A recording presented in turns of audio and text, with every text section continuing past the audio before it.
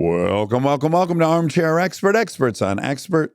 I'm Randall Shepard. I'm joined by Monica Padman. Hi. Hi. Really good. Today we have Carter Sherman. She is an award-winning and Emmy-nominated reporter.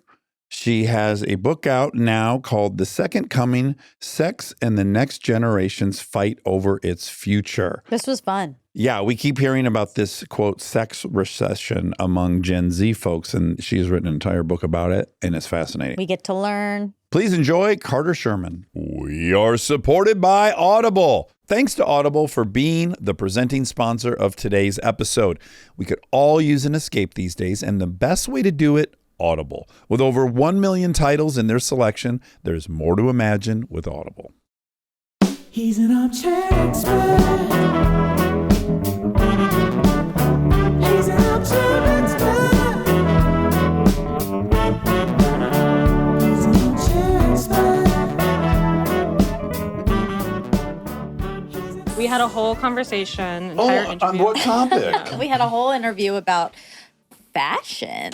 Yeah. And it was really in depth. I am an expert on fashion. Okay, for how long? My entire life. Wow. Okay, Came out of the womb. Born Very a fashionista. stylish. Do you live in New York? I do live in New York. And where are you from originally? Seattle. Seattle. What part of Seattle? Laurelhurst, if you guys are familiar. Laurel. It's like I don't 10, 15 minutes north of Capitol Hill.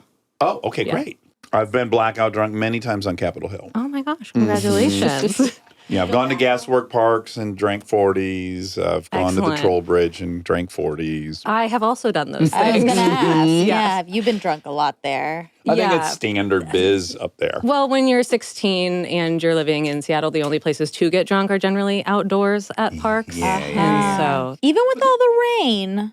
yeah, I think the rain is something we made up to keep people out of Seattle. Because it doesn't rain. It rains maybe every day, but not all day. And not, Okay. Yeah, the misleading thing is, it rains often, but for a very short amount of time. And it's not like a heavy downpour. Like when it Yes. rains in Michigan, it's like, it's a flood. You know, it's fucking Same with Yeah. Georgia. cats and dogs, as they say. we love a drizzle. And a Okay. mist. It's kind of Yeah. Hawaii then. Hawaii has that. Lots of Without the rain warm. kind of every day, but quick. It's Yeah. going to True. be quick.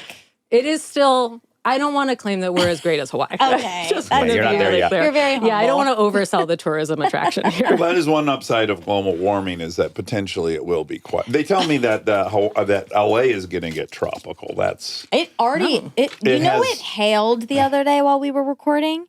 when we had that downpour. Yes, it apparently was hailing. That doesn't happen here. What did That's Mom and- not supposed to happen. What did Mom and Dad do in Seattle? My mom worked like in and around healthcare, Okay, not providing it, but like insurance. administrative stuff. Yeah, pharmaceuticals. My dad did what I think at the time would have been called e-commerce, but is now just commerce. Okay. So like basically sort of early on the trend of helping companies sell things online. So basically office jobs for both of these people. Yeah, okay. Really? And what drew you to journalism? First of all, how do we get Carter? This is a very conventional, and as someone who named a girl Lincoln, I feel like I can relate to your I parents. appreciate the presidential connection. Thank you Yeah, for yeah, that. yeah. Was it after the president? No, it was after my 1967 Lincoln Continental, Okay. Well, which ironically Kennedy was killed in, so you could make another oh presidential my gosh, connection. yes. All flattering connections. Yeah. I thought you were asking, was it after his death?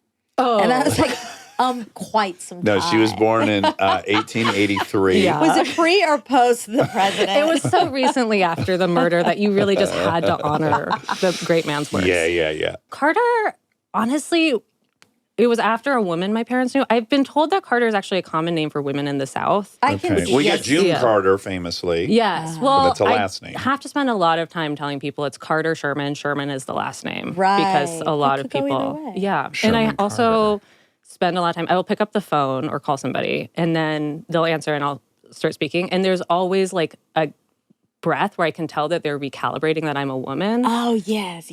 Oh, that happened to Monica. Yes, I walked in and I was like, oh, there's a nice woman here. I like that. I'm Yeah. happy about that. Monica said, our guest is a woman. I said, yeah, because I researched her. But yes, Yeah, obviously when I saw on the exactly. schedule Carter, I This thought we were happens. talking It's a fun to Jimmy Carter. surprise. It truly happens at least twice a week, I would Okay, say. good, yeah. good. And I think it's kind of helpful sometimes because sometimes I'm like, I wonder if people get back to me because they think I'm a man. Oh, Yeah. That's interesting. Or like if I got further along in job application processes.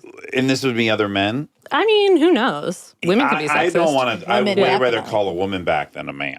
And I think most people probably would prefer to call a woman back. Well, than a depends man. on what you're calling them for. I mean, for jobs. Oil change, you probably, yeah. I don't know. Maybe Carter is great at oil change. In could addition be. to being a fashion expert, I am a mechanic in my spare time. My God, you're Yeah. you're a polymath. That's what I've always said. So how did you find your way to journalism? Well, I loved reading and writing, mostly Okay. because I couldn't do it until I was kind of old. I couldn't read and write till I was like in second grade. They put me in a bunch of remedial reading classes. Dax as Same. well. You I can didn't learn to read? read till 5th grade. Oh, okay. He Well, has now I feel dyslexia. terrible. And I was, yeah, you were a genius Yeah. compared to my reading. You came up at a time they probably knew about learning disabilities. Yes. Whereas they did not. Yeah, what was your learning disability I didn't really experience? have one. I think I was Okay. just unmotivated. I also had a speech impediment for a long time, so I couldn't say my R's, which is great for the name Carter. Oh, Carter yeah. Sherman. How Carter would you Sherman. pronounce Carter then? Carter. Carter. Yes. how So you sound like you're cute. from Boston. Yes, I also got that all the time. Yeah. And so I think that also contributed. My parents have been like, we were a little worried that you were stupid. Sure. sure. There's, Yes. You gotta wonder. So then I started being able to read, and I really liked reading. And when I was in 6th grade, we went to Bend, Oregon on vacation. Sure. This is circling back to how I became a journalist. And I ran out of books because I read too many things. And my parents had a copy of the Saturday edition of the New York Times. So it was the only thing I could read for like a week. And I loved it. I really got it. Like, I still remember the stories. Because you like the economy of information? I think that, and also just, you get this window into other people's lives. Yeah. That otherwise these people are not going to be welcoming strangers into their homes and explaining very intimate details about how they came to be who they are. And so I really love this idea that you could go out and talk to all kinds of strangers and then go home and write about it in, yes, very economic language Yes. that hopefully people would consume and be broadened by. That's a great point to hone in on, which is you must have had your own desire to have access to talk to people about things that normally you wouldn't get to talk to them about. That must have been an appealing part of it. I think so. Like, I'll have an excuse Yeah. to enter any conversation on a topic I want because that's the job. Yes, exactly. Yeah. Yeah. And you guys are probably also nosy. So this Yes, Yeah. exactly. Yeah. Extremely It helps. nosy. When I babysat, I went through people's stuff. Yeah, we choose the word curious. I think- But Oh, it's I'm so the sorry. same. Yeah, Yeah. please take that Two back. sides of the same it's coin. the same thing. Yeah. Yeah, in fact, and when we've had babysitters, I go like, I can only extend them as much character Oh, leeway. as I would give myself. So like when we've had babysitters, I'm like, well, they're definitely going through everything I have. What? That's- You think? What, Of what if course, they're reading your journals? Then they're reading the journals. I still need a babysitter. Would you put out bait to test if they're Oh, going that's through a things? good- No, I'm someone who's at great peace with the things that are unavoidable that happen. I was Yeah. nosy. I can only assume this person's Yeah. so much better than me. And you were nosy, and you have a lot of integrity. You Thank just you, said yes. you went through people's shit too. No, right? no, I didn't. Oh, I thought you said you did. No, I Oh. didn't. But I am But you nosy. did. Yes, Carter did. I Okay. did. Oh, Yeah. you did when you babysat? Yeah. You guys. You gotta see what's going on. I was a very trusted babysitter. Well, I was. She actually can't admit to it because she babysat for us for a while. That's how it and she started. knows that we'll reverse engineer her, Yeah, her guilt. I appreciate your ability to keep yourself a locked vault here when you do. She's secretly completely know full of shit. everything. She went through everyone's stuff. And I read years. all the journals. She No, knows I the did journals not. frontward and backward. Did not. Okay, so what school did you end? You ended up in a sorority at a school. I did end up in a sorority. I went to Northwestern, Oh, okay. so many of my when did you graduate? 2016. You're much younger than me. Okay. She's 5 years younger Yeah, than I you. have a lot of Northwesterner friends, but they're all Yeah. my age. Well, so it's you also wouldn't if you just have that 4-year gap, then there's no There's no overlap. crossover. Yeah. Yeah. Yeah, But I heard it's just the best school ever. I really liked it. You love it? Yeah. Well, yeah. I mean, I think it's a very pre-professional school. They're very much not like, oh, learn and grow and find out who you are. They're very much like, learn a trade and go into it. Yeah. I think that's pretty sage advice. It's not bad, as it turns out. It worked out for me. At Northwestern, it's usually become a journalist or become a consultant. Okay. Or an actor. A lot Or of an actor. actors Yes. come out of There are there. a number of actors. That's true. So weirdly, in 2013, you're there and you're in a sorority, and a writer for the New York Times is doing a piece on the sex lives of millennials, Yeah. Millennial girls. millennial girls. Yes. which at that time, of course, I remember this moral panic, but I wouldn't have remembered the exact dates. But this is at kind of the height of the moral panic that millennials are engaged in hookup culture. Right. Yeah. Do you remember that prevailing fear? Like, not really. I remember when I was here and I was like, this is horseshit. Like, people have been fucking as much as they can. They couldn't have upped it. Like, They were scared that instead of like being in a relationship, that everyone was just hooking up. Yeah. I think even deeper that indifference was their fear. That people would be having sex with indifference. Oh, God. Yeah, that there was like no personal connection going on, no interest in personal connection. And also there was a lot of fear that the sex itself was bad, that like people were not having orgasms because evidently there was an assumption that you have to have a personal connection to have an orgasm. Oh, I see. Right. Okay. So, yeah. Of course, you don't need a personal connection for orgasm. Also, if you're in a relationship where communication has been established, your odds go up. Yeah, for sure. Yeah. Yes. I think both things that are is true. Yeah. Yeah. When But- you meet a fucking dum-dum at a bar and you're getting plowed in the back of it, I don't know if we're getting to all the stages of what your favorite warm-up is. And You haven't presented the proper diagrams. It's You're just hard in the hoping you get darkened lucky. bar. Yes. like, I hope this dude does it the way I like to do it. And usually the dude gets lucky and the woman does not. Yes, conventionally. We just had an episode come out today about sex. We had a sex educator on. Shan. Sexologist.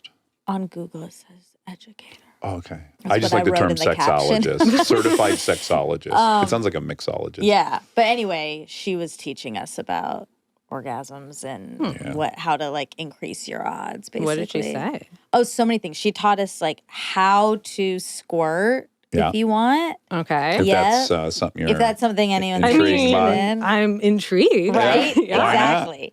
Positions, a lot about like foreplay and how people obviously are very different in what they need and seek out and like creating those environments. You want to hear the worst news? Women like chore play. Chore play. Like Yeah. their partners, male partners doing When chores. when their male partner does chores, their Can you horniness goes relate? up dramatically.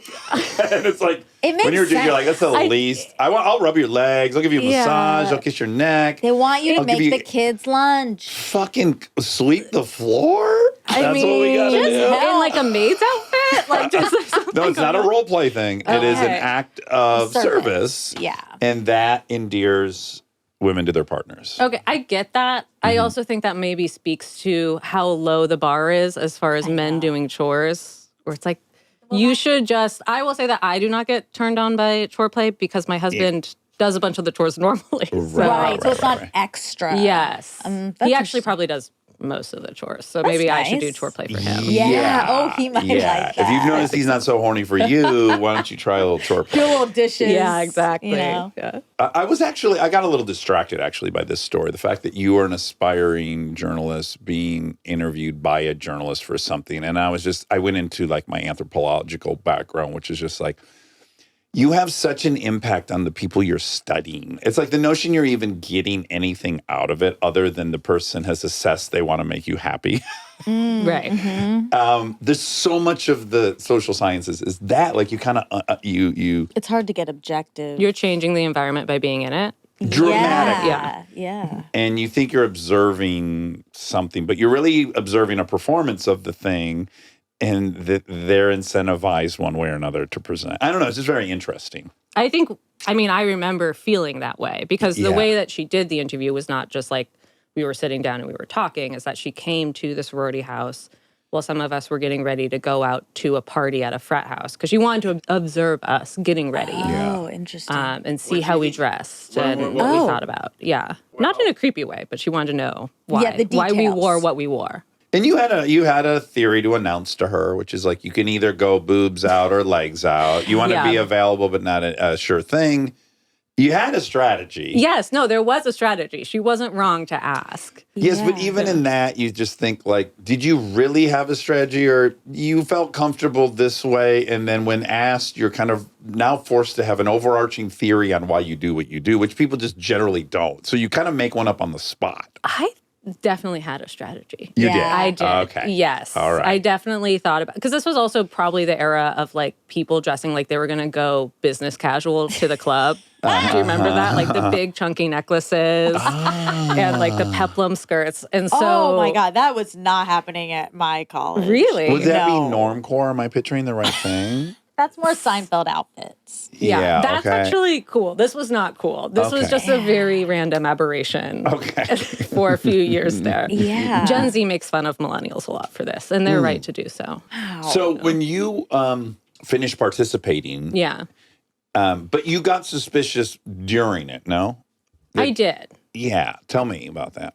I felt like she was trying to get us to talk about being victims of hookup culture or to talk about how we felt used by these men in fraternities. Yeah. Because I think she came with the assumption that we were being used by them, which I don't think is totally off base. It's just if you're trying to talk to people about the landscape of their sexual lives, coming in with a very narrow agenda is not actually very helpful. Well, to almost a Yes. binary proposition. Either you guys are getting victimized or not, as if it's not traveling in both directions and in There's more gray to it. radically different outcomes. Yeah. I don't think she thought it was bad that we were having sex. Right. Well, she wrote for the New York Times. Yes, and she, I think, identifies as a feminist and was very pro us having that kind of autonomy. Yeah. I think she was worried that we were being taken advantage of, Yes. that our willingness to have sex was being weaponized against us. Mm-hmm. And I don't think Interesting. she was totally off base on that. It just felt kind of icky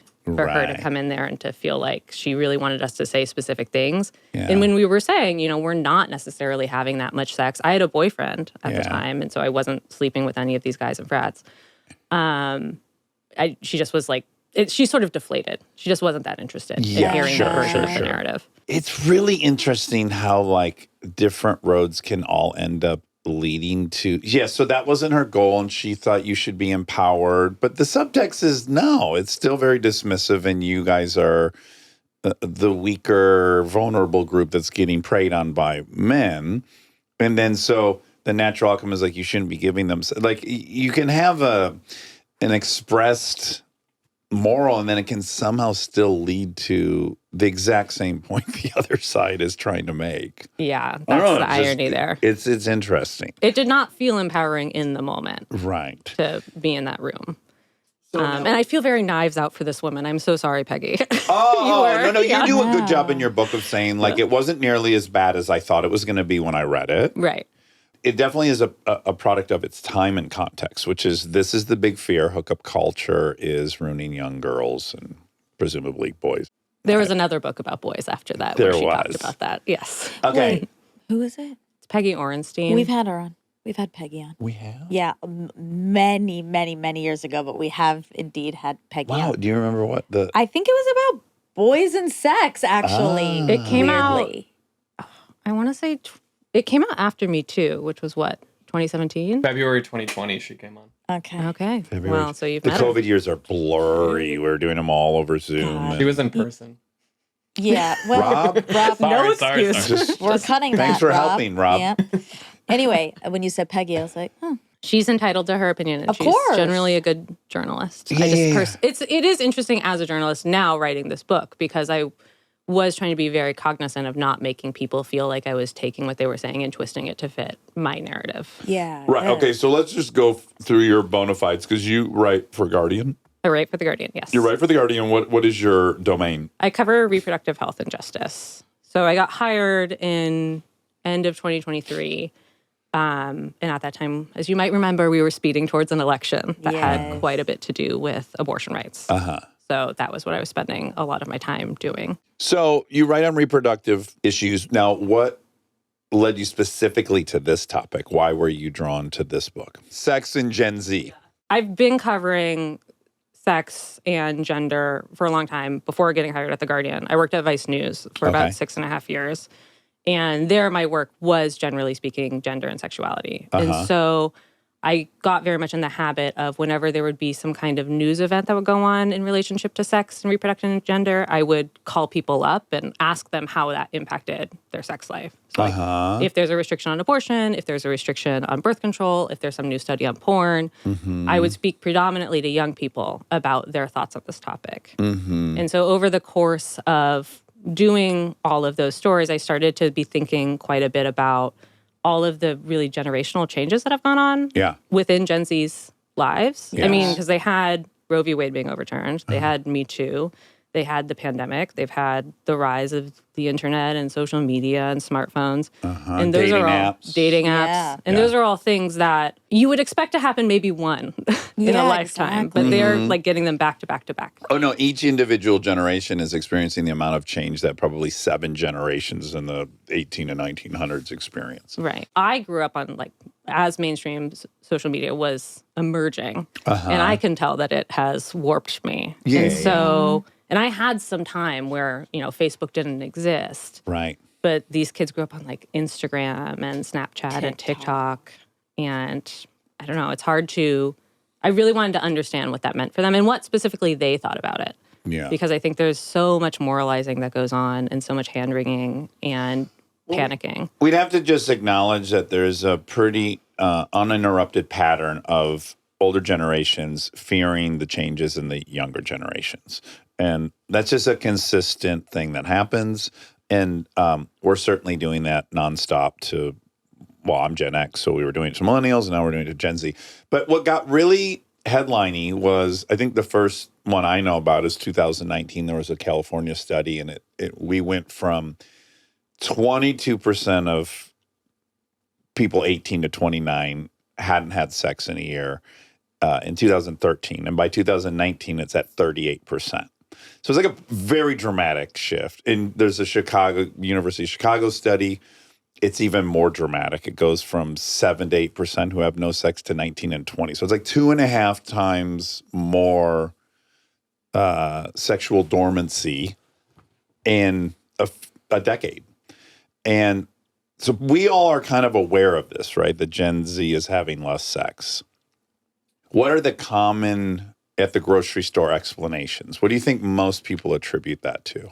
I think a lot of people attribute it to smartphones, which makes sense. We see a lot of changes in trends around 2010, which is when people start getting smartphones and social media at the same time. We see mental health plummeting around that time among young people. So mental health is also a big one that people attribute it to. Yeah. I think right now there's a lot of chatter around deliberate celibacy and people just opting out of having sex, being quote unquote boy sober. So that's for women. That's for women. And then there's also Incels. men. Yeah, among Again, men. that sounds pseudo-feminist. I think that's Incels? The boy sober thing or celibacy. Yeah. Well, what I found is that generally speaking, this is not a thing that is happening among young people. There are some young people who are pursuing celibacy, but a lot of the women who are opting out of sex are actually in their 50s and 60s. which and- makes some sense. Which makes There's some some sense. menopause stuff probably. Yeah, and it seems like they've probably dated men and made some decisions Yes. not for me, and that's fine. Yeah. So I think those are some of the big explanations that people tend to come up with. Porn often gets cited as a big explanation. Are people replacing in-person sex with pornography? Well, I've come up with my own theory just watching. And one is yes, they appear to be less engaged digitally and not actually in person. Far more friendships are maintained and friendships are made on the internet. It's not face to face. So there's a proximity issue that has to be relevant in it. And then I was even thinking about the ways you can satiate yourself now that didn't exist. You could talk on the phone and have phone sex. This was when I was growing up. You could do that. You would do that a few times, and then you're bored of that. But the notion that you can exchange pictures and you can get on FaceTime and you can masturbate together. There's a lot of ways to satiate yourself that didn't exist. I think those are the things I was thinking were driving it. Yeah, I think the other thing that people brought up to me a lot or worry about a lot is because you have the internet as this mediating force, which is asynchronous, right? During phone sex, you're talking to someone and you have to be responding kind of quickly to keep the mood going. Keep the momentum. Yes. Yeah. But with the internet, you can be talking across great distances over a long period of time, and you don't necessarily have to be engaging in the same way. And I think that what people are worried about is that young people have developed a fear of vulnerability and that they are not willing to put themselves out there in such a way that they could be hurt because they've used the internet as a kind of shield for their entire lives. And then COVID made it worse, right? Because then you're trapped inside and you're not able to go through the sort of usual rites of passage that young people go through where they learn how to be hurt and embarrassed and bounce back and develop resilience. Yes. And pursuing sex is hard. You have to open yourself up to and be vulnerable. Oh, yeah. I think it's apex vulnerability. Reject me or accept me. Yeah, Right. exactly. It's like that literal. Yeah.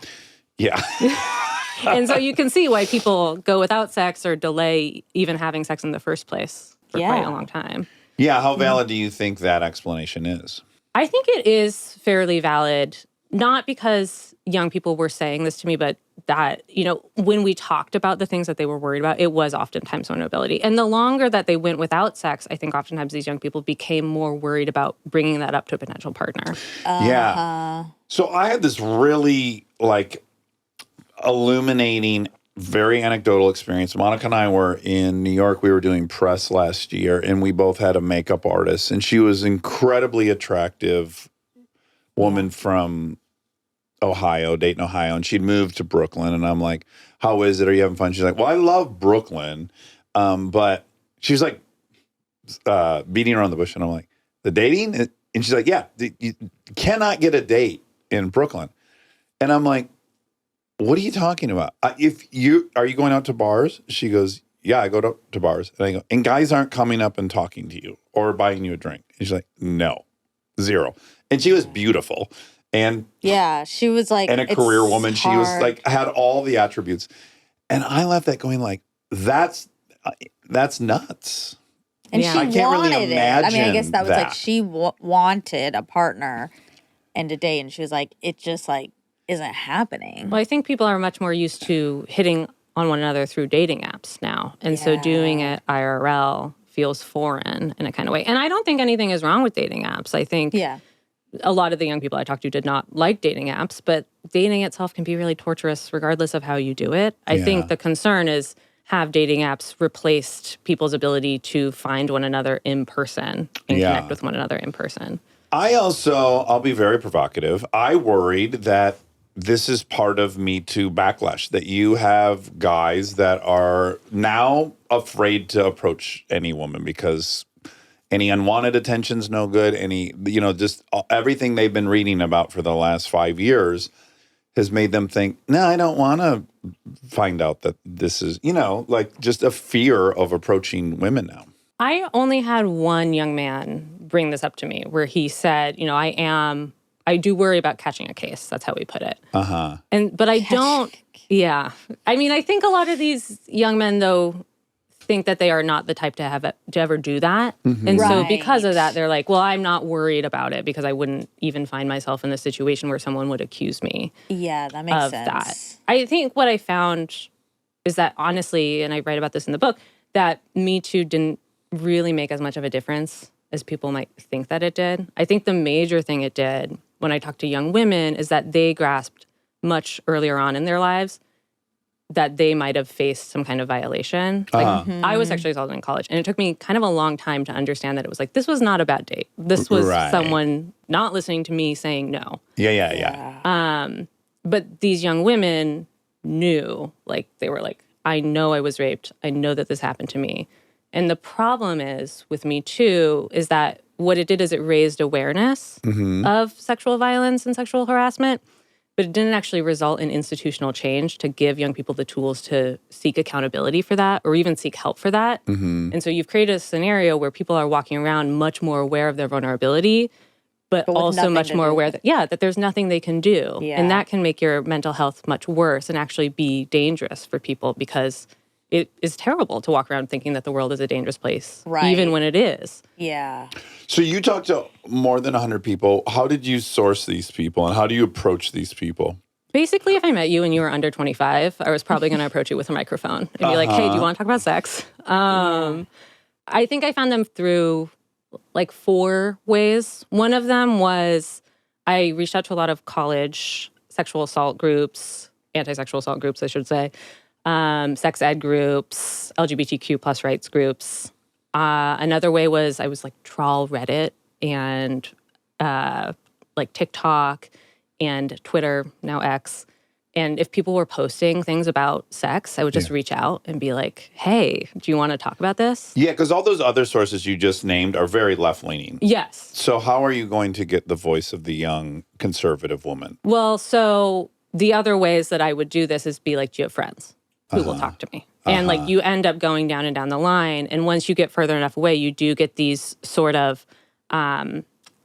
much more politically mixed groups of people. And I always asked people in interviews, how would they define their political orientation? And so I was really trying very hard to get people who were not just going to be on the left. And I should say, I did reach out to like anti-abortion groups, for example. And I reached out to groups that are pursuing more conservative And were they viewpoints. as willing to talk to you? Yeah, I was surprised by that. Yeah. Yeah. I think in part because they feel like they're not being heard in media outlets. And they wanted to say, like, we exist and we're here and this is what we think about We this. have opinions too. Stay tuned for more Armchair Expert, if you dare.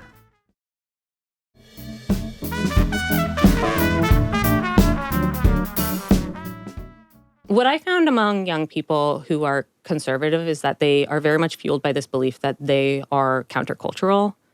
And there's sort of like a bunker mentality that happens that makes them very much want to speak out. And I think, frankly, they're oftentimes even more engaged in activism than people who are on the left in a lot of ways.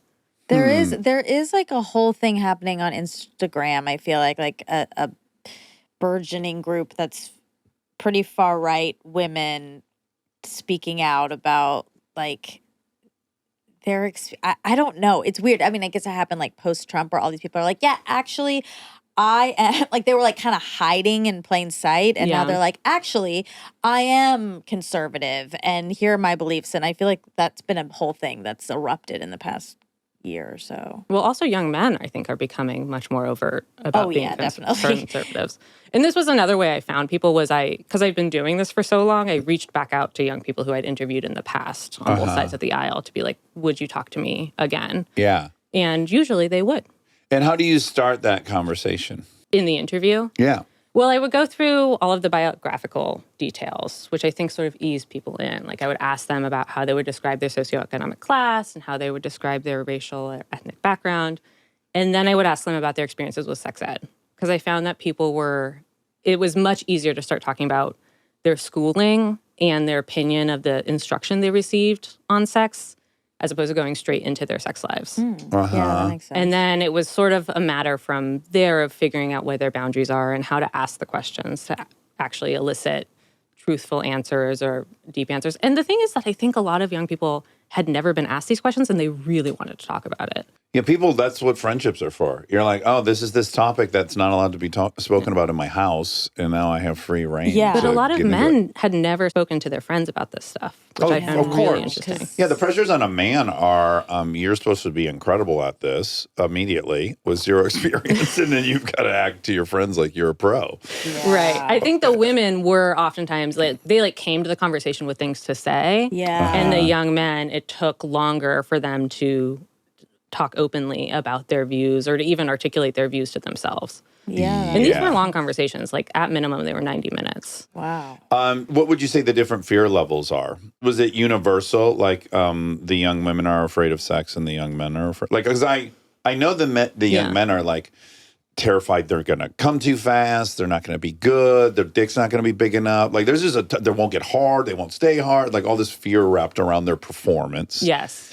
And I wonder if women are carrying that same or a different flavor of fear around it. I think women were afraid of being inexperienced, particularly if they were inexperienced. Yeah. This goes back to the vulnerability thing, where they never wanted to confess if they had not had what they felt to be enough sex. Yes. Yeah. Which can put you in an awkward position where it's like if you haven't had sex at all and you're going to have sex with somebody, speaking as someone who didn't tell someone the first time when I was losing my virginity, like you probably do want to tell them. Yeah. Yeah, I had this, We got to I had applaud this Monica here. experience. Yes, I was old, really, really old. I was older when I had sex for the first time, and that was part of the reason why it took a while because I was like, it's like now it's getting big and it's like hanging over me, and and I'm My gonna peer have, group's done it a bunch. Oh my God, I'm so starting to much. feel weirder and weirder about Yes, myself. Yeah. exactly. And what's wrong with me? And also, then this is going to require like a huge conversation. And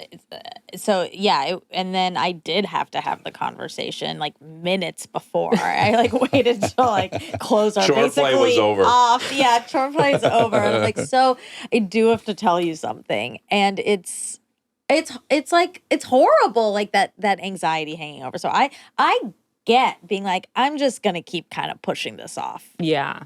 Did they take it well? Yeah, they did. There was a very, very nice person, thank God.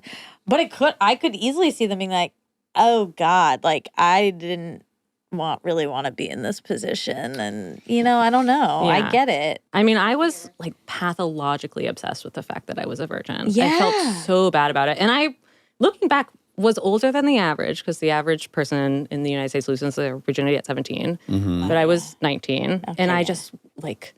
Yes. Truly, this like crippled my last few years of high school, because I was just constantly researching, like, how do I have sex? Yes. It How do becomes I- such a Yes. big driver of thought. And like that you're kind of keeping this secret. Like you're kind of acting and I legitimately kept it secret. Yes. Yeah. Yeah. I did not tell the person that I had sex with for the first time. And I never did. Do you think he knew? Let's give him a shout out. Ben. Come on out. Yeah, I hope you brought him. No, I never told him. So if he listens to this podcast, Can I find out ask now. what's going on mentally for you guys? Because again, from our side of the street, it's like, well, y'all can have sex anytime you want because we're all dying for it and we're happy to But do I it. couldn't. But yeah, so what was the narrative when you were believing that wasn't an option for you, or that it was going to be really hard? Do you remember? I mean, I think in retrospect, I probably could have lost it sooner or had sex for the first time. And I should say virginity is a construct. I could have had sex for the first time sooner, but I felt so vulnerable about it that I was really trying to minimize any other kind of vulnerability that would be happening in this scenario. Yes. So I was like, I'm not going to sleep with someone who I don't know at all. I'm not going to sleep with someone who I know a lot, because then they're my friend. Yeah. And I was like boxing myself in. Yeah. Narrowing your options Yes. with every criteria. Yes. Yeah. There were definitely, looking back, men in my high school, boys in my high school, who would have been like, sure. But Yeah. then we would have had to speak about it, and I couldn't even bring myself. Yeah. Do you think, because I don't feel like you did, but I know a lot of that historically is like this insane pressure we put on daughters, which is like, you better be in love. He better love you. Good luck. How someone knows if In someone high loves them in high school. school. It's got to be special. It's got to be perfect. Candles, ideally, Yes. rose petals. Yeah. Music. The boy, you're like, don't get anyone pregnant. You don't give a fuck how the experience is for him. You don't care if they like him back or anything. Yeah. And so the weight that was put on women's shoulders or girls' shoulders, I can imagine being part of the, like, it's got to be this, and this, and that. And I just don't think guys are generally doing that. I think that's very true. I think we have, you brought this up earlier, this idea that boys are going to be immediately very good at sex, that they should be really good at obtaining sex all the time. Yes. And that if they're not obtaining sex, then maybe they should lie about it or shame one another. I, in the book, talk about, there was a sociologist I spoke to who studies virgin shaming, which happens among men who mock one another for Right. having not had sex. Yeah. And, that also feels like shit if you're a man. God, yeah. yeah. And it's a threat to your masculinity, Exactly. to your identity. Like, no wonder they're. Oh, my status shot up immediately. And did you take out skywriting to let them all know? So I didn't, but Well, girls do that. I mean, that was also part of it. It's like if your friend was having sex, like you're gonna know immediately, Right. And you're it's gonna a call all whole your thing. friends. You're gonna truly, tell all your Jenny's when the having friends. last sex. girl in my friend group lost her virginity, she texted me like 10 minutes later. See, yes, yeah. And as the door was closing, the guy yes, was he leaving. might have been in the room still. Who knows? And I was Yeah. just like, I'm going to die a virgin. Right? Yeah. I I couldn't even be know. happy for her. I was so upset. So as you talked to all these people, you started, or maybe you went into it with these buckets, but I would guess as you were talking to these people, you kind of come up with some buckets that you feel like are more representative of the forces that are resulting in this decline. Socio-cultural shifts, political, I mean, I would say that the changes in sex are always political. I think we like to think of sex as being a personal thing that occurs between two people.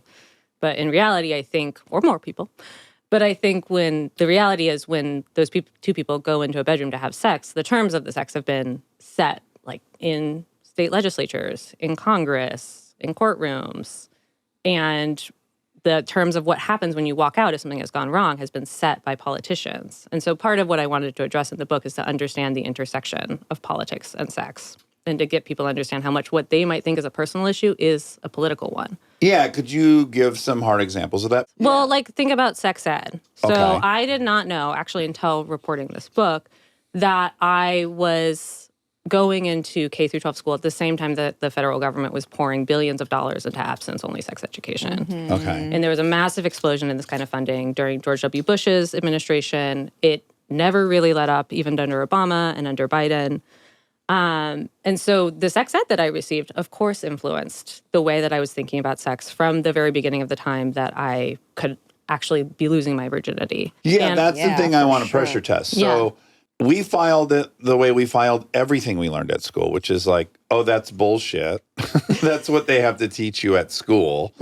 Yeah, don't have sex. Obviously, everyone's going to. Like, we certainly took all that with a grain of salt. I don't remember any of us like receiving that as like a Sermon on the Mount. This was legitimate. This felt like, oh, this is what legally the district has to do. But did you feel like you had holes in your knowledge after that, though? No, I learned about how to put a condom on. Learned about STDs. But so what has happened is that the number of students who actually learn that stuff has gone way down. So there were plenty of young people I talked to who received little to no sex education, or all they were told was, you know, basically what they say in Mean Girls, like, don't have sex or you'll get pregnant and die. Yeah. A lot of people brought up the Mean Girls scene to me They did. That's preemptively. really Yes. Oh, I bet. Yeah. I mean, yeah, sex ed was like a week out of health class for us. Like it wasn't its own thing. It's like it's a week. Yeah. They show a video of a birth. I don't know why that was in there, but you know, we To watched scare you. Yeah, honestly, Potential like, this result is a of potential sex. exactly, Yeah. and it was horrifying.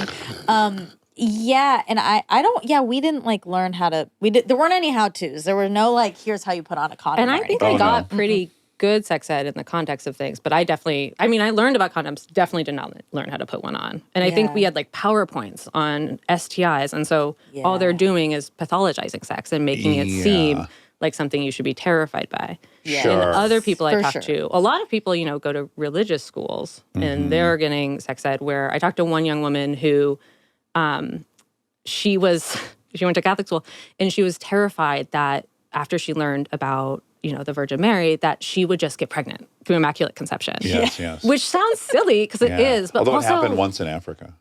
Oh yeah. You know that one? no. Oh, so Well, violent. She yeah. had blown a guy, It's then got awful. stabbed in the stomach, somehow got the semen from the stomach, then stabbed in the vagina. She had never had sex and she became pregnant. We had to fact check It's this. real. But she lived? Yeah. She And yeah, she yeah, had yeah. a baby? Like the Yeah. semen went into it, impregnated her because of the stabbing. Yes. It's God. wild. Yeah. Yeah. It's the violent version of Virgin Mary. Yeah, I think it's only happened that one time. I was hung up. Just the one yeah. time. I got hung up the other day Yeah. about the fact that Joseph and Mary were married. Yeah. And I'm like, how was Mary a virgin if they were married?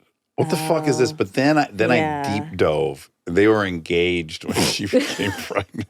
I don't mean to laugh. A lot of people really believe And then I this, wonder if but- engagement was even a thing. I know. I don't know. I don't exactly. know. Yeah. Well, remember, so we had a listener, we talk to listeners sometimes on one of our shows, and we remember the girl who went to, I think, Catholic school, and it was like sex ed, and everyone passed around a Butterfinger. Do you remember this? Vaguely. And everyone like took a bite from the Butterfinger, and then it was like the person at the end had this like kind of nasty Butterfinger, and it was supposed to represent like if you have sex with multiple people, that's what you're getting. You're getting like this used dick. Slobby. Yeah, like I was slobbery. told Dick. about this thing called the tape game that happens in like Texas public schools, where they pass around a piece of tape and everybody touches it, right? And then it becomes less sticky and more tacky Oh my and linty.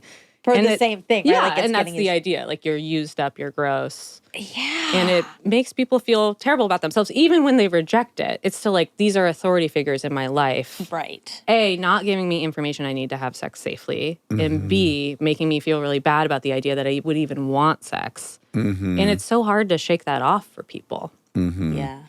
But how does it differ? Because obviously abstinence education's been happening forever. Now we call it sexual risk avoidance. That's what the federal government calls it. And they're still funding like hundreds of millions of dollars into this every year. So as much as abstinence-only sex education has been around for a long time, it is becoming a stronger force. And I think people don't necessarily realize that because this is going on at the level of states or school boards, but it's profoundly impactful on these young people. And we also, in general, have a rising tide of what I call sexual conservatism in the book, which is this movement to make it difficult, if not dangerous, to have sex that is not straight, that is not married, that is not potentially procreative. Because the other main thing that we're seeing the impact of politics on sex is with abortion rights and contraception. Birth control, yeah. Right. It's this movement that would make sex more likely to be procreative because you can't access abortion and you can't access hormonal birth control.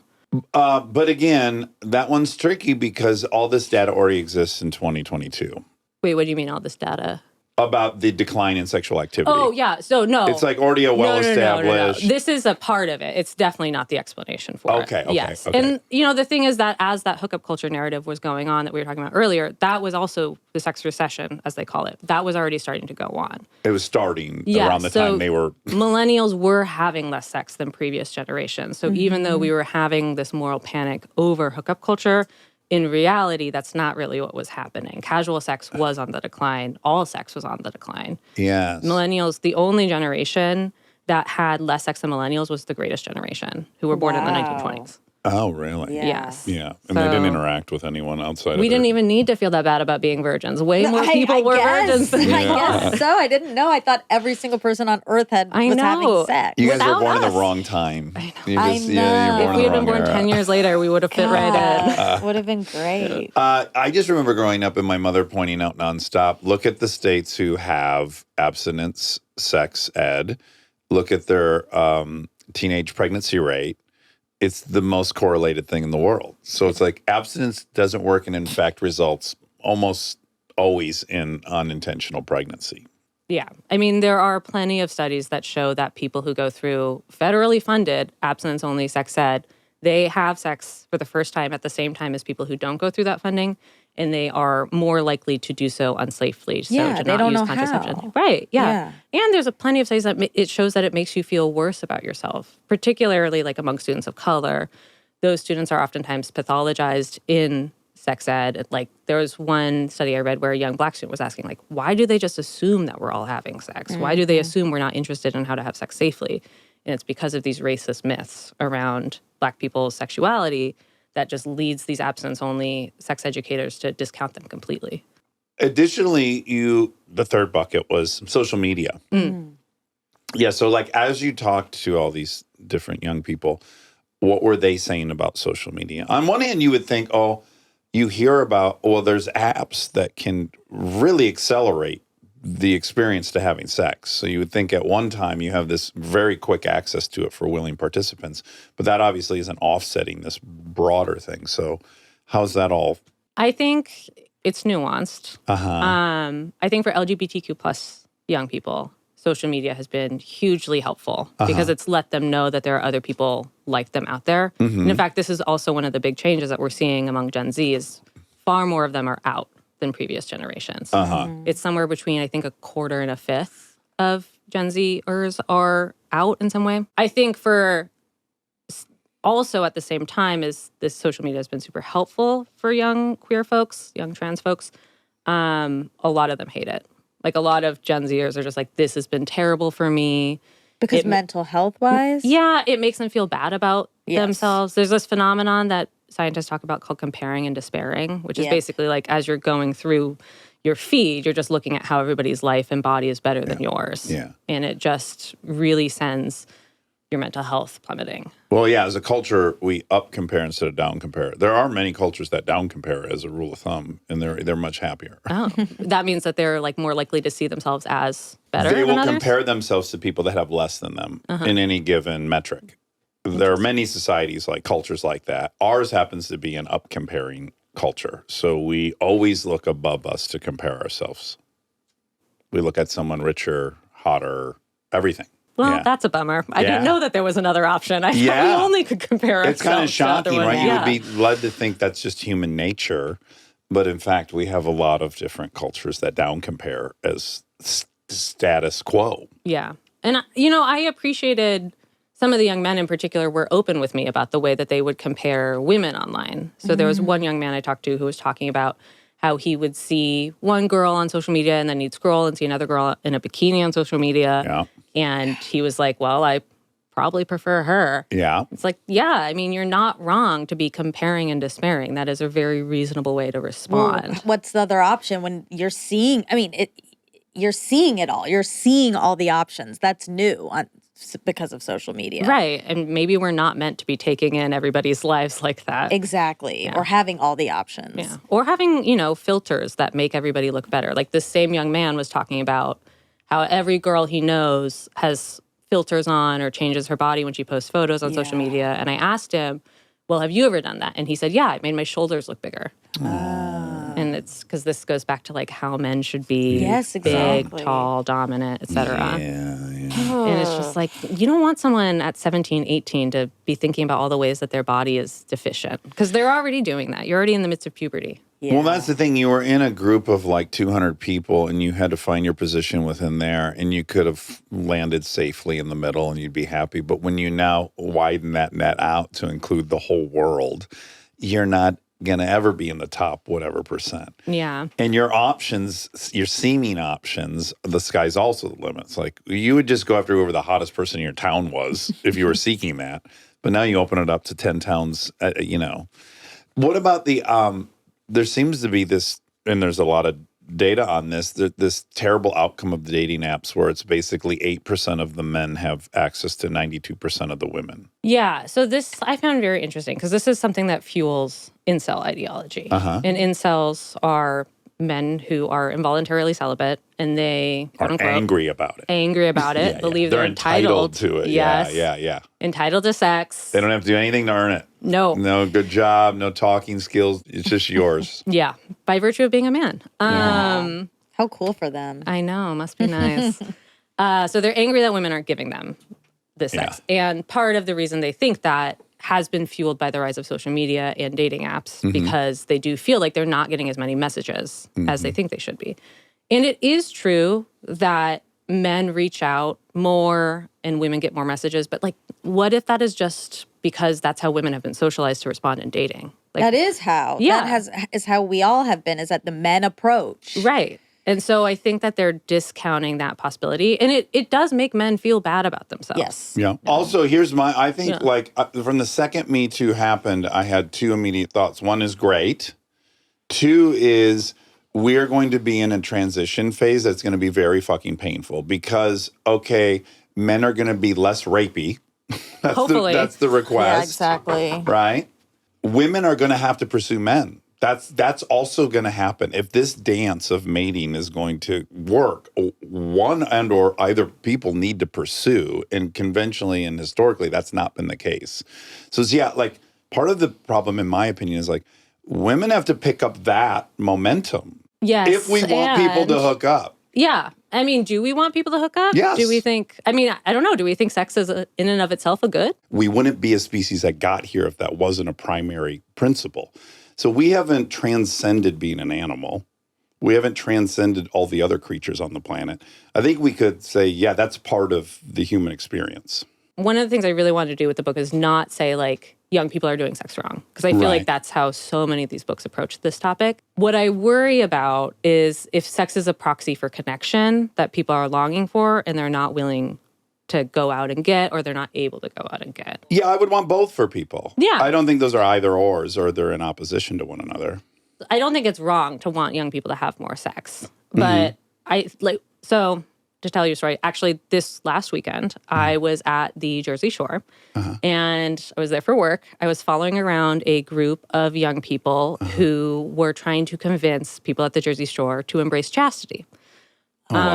Which was Tall order. yeah, big mission. Especially because it was right after a bunch of New Jersey high schoolers had just had graduation. So a lot of like recently graduated seniors were there for their senior week. And I would say that the chastity thing did not necessarily reverberate with a lot of people. Sure. Yeah. But I was talking to one of the young men who was doing this, and he is 21 years old. He is waiting for marriage to have sex, which, fine, live your values. Yeah. And he was telling me that he doesn't date right now because it's really hard to find people who want to date for marriage at 21, which, again, makes sense. Yeah. And he said, and he said this thing to me where he said, if you're not dating for marriage, you're dating for heartbreak. And I was thinking about this a lot on the way home because I was thinking the times I've had my heart broken, I actually learned a lot. Like I learned, You should absolutely get your heart broken. I agree. It's a quintessential experience. Yes, you learn like the depth of your own emotions. You learn about other people's emotions. So you learn empathy, resilience, because you like work through it. Yeah. And so to the extent that young people are avoiding sex and dating because they're afraid of getting hurt, that I worry about. Yes. But on the other hand, it is interesting to think about. Like right now, there's a push by Republicans to get people to have sex because they want people to have babies. That's right. So there can be a way that this push for sex is harnessed in such a way to push for like pronatalism and very circle back around to right-wing ideology. Well, I just love how willy-nilly the political spectrum has gotten. It's like now conservatives are pro-sex. Yeah, exactly. Now liberals are anti-sex. What is going on? None of these, like, even in the book, you're saying like some of these people who they are more liberal, but they identify as conservative. We had an expert on that was telling us like nobody has a cohesive political view. It's almost completely irrelevant. You have a declaration of your identity and the party you're associated with in your tribe. But if you go through issue by issue by issue, you will find that people are all over the map. They're on both sides of it. And there's really no cohesion to the political point of view. There's a definite disconnect that's happening right now between partisan identity and actual ideology. Yes. Especially like young men in particular are further left on so many issues, including abortion rights, which you would think is a core Republican right-wing idea, but they're voting conservatively. So the question is, why are you voting conservatively if you are so left? What about, I think the influx of like vibrators and toys and stuff that are good, like a lot of women, myself included, are like, I'm good. You can meet your needs. I can meet my needs. I can get the pleasure I seek. It's not intimacy, but I'm not interested in intimacy with anyone unless I like that's where I think casual sex is also sort of falling apart, because you can pleasure yourself and get those needs met. And then in order to have intimacy, you have to engage, you have to like the person, you have to be dating them or like them. So that middle area does sort of drop off. What's interesting is that masturbation is also falling. What? Yeah, really? I know. Yeah, so like that's so weird. I know, because to your point, masturbation is really free. Like, you don't need another person to do that. You don't even need a toy to do that. You don't have to ask them to leave. Yes. Yeah. And you know how. It's There's like no quick awkwardness. and Unless someone walks in. Yeah. Your mom catches wind. That's well, that's really I know, because wild. I was thinking about, was this a possible thing? Like, is it that people are just masturbating more to porn or what have you? Yeah. And it seems like that is not the only explanation. Weird. I know. I was shocked as well. My explanation is that it's not sexual. It's that these young boys have grown up in an era where toxic masculinity was a huge headline. Me Too is a huge headline. There's a lot of anger, rightly so, towards men, but men that were in positions of power, and these are teenagers. And so they're kind of taking on a lot of sins of their fathers. And then they're in towns where all the jobs are disappearing. The Democrats and the liberals seem to have a really good game plan for homelessness and for LGBTQ, and they don't ever really announce their game plan for this group of men, which makes up 20% of the voting populace. So I think they're like, that side doesn't have a plan for me. This guy only cares about me. I don't think that has to be sexually motivated. I just think that's like, oh, this guy doesn't hate me. He's not and ignoring this me, group I guess. does.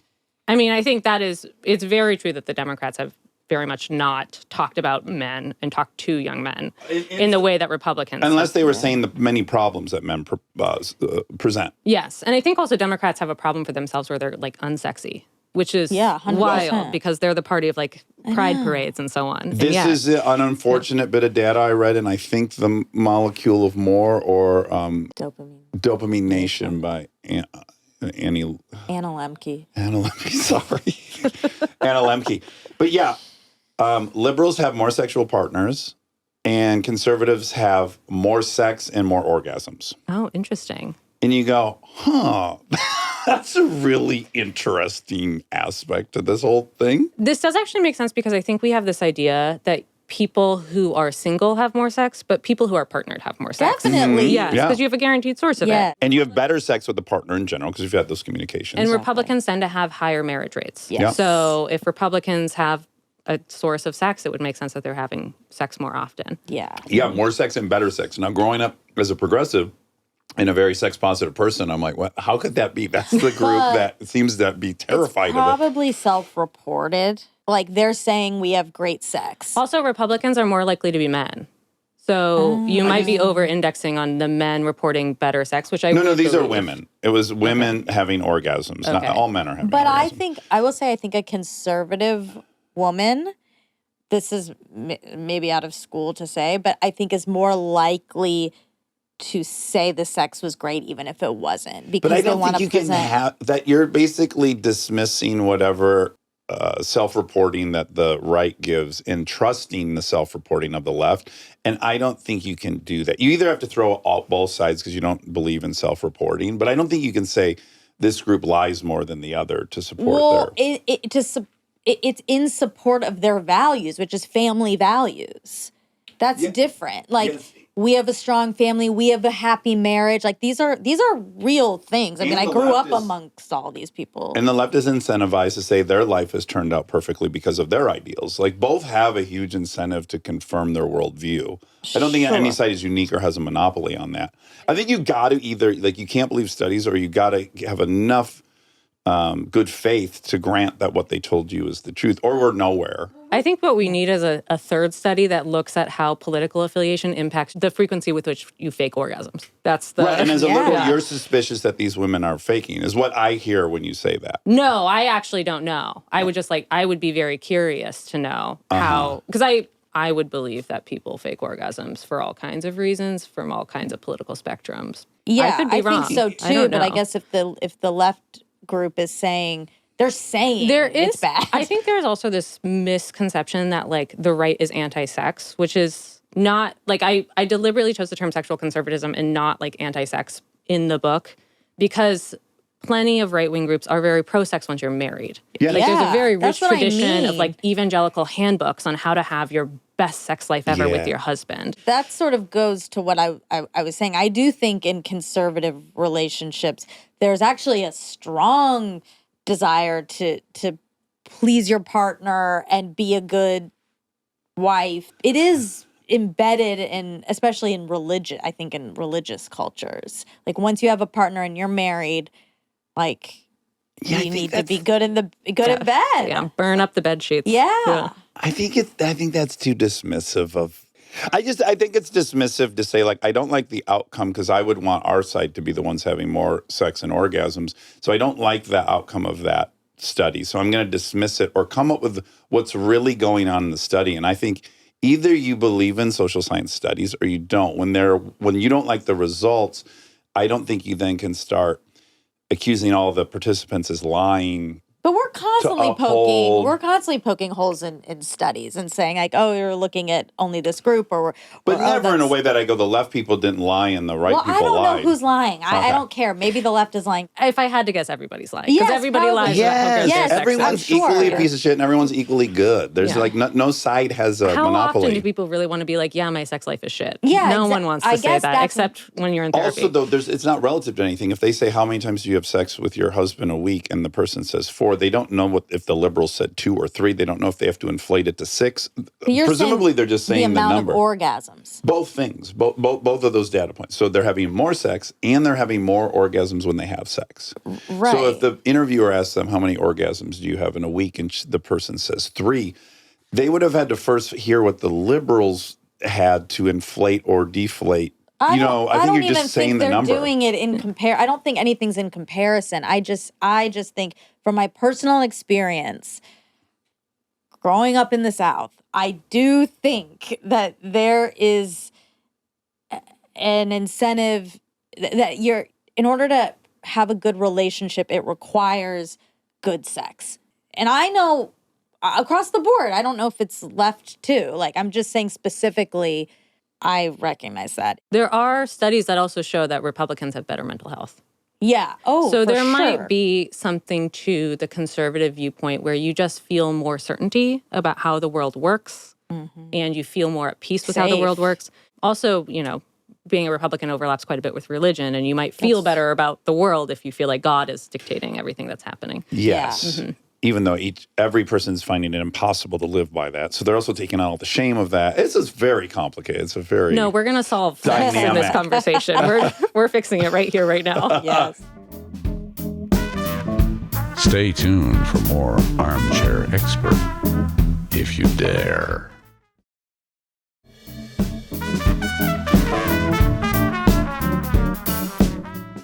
What do you think the impact of Me Too was? Because you don't think it really... I don't think it led to the kind of institutional change that people were hoping that it did. But I mean, and the impact of people having sex with one another. I think that it didn't... I don't think it led to the sex recession. The sex recession was already well underway by the time that was happening. Yeah. I think it led, as I mentioned, I think it led primarily to people being much more aware of when sex had gone wrong. And I think it led to a great degree of frustration among young people with institutions that they feel like have failed them.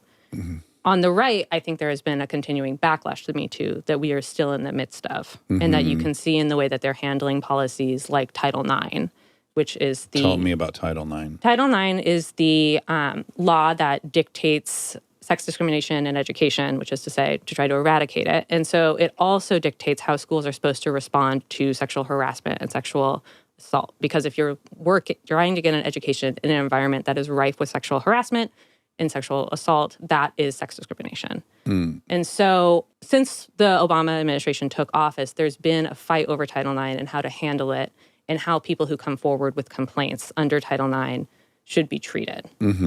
So Obama basically expanded the ability of Title IX to deal with sexual assault and harassment in ways that plenty of people on the right said were not giving enough credence to the person who was being accused.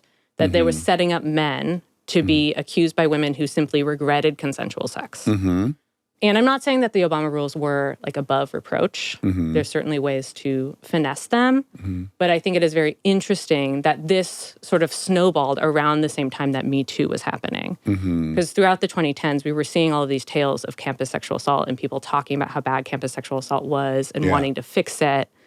And then you have Me Too happen, and you have the Trump administration sweep in, and you have changes under the Trump administration that made it, one expert told me, the changes by the Trump administration made Title IX basically unusable for survivors.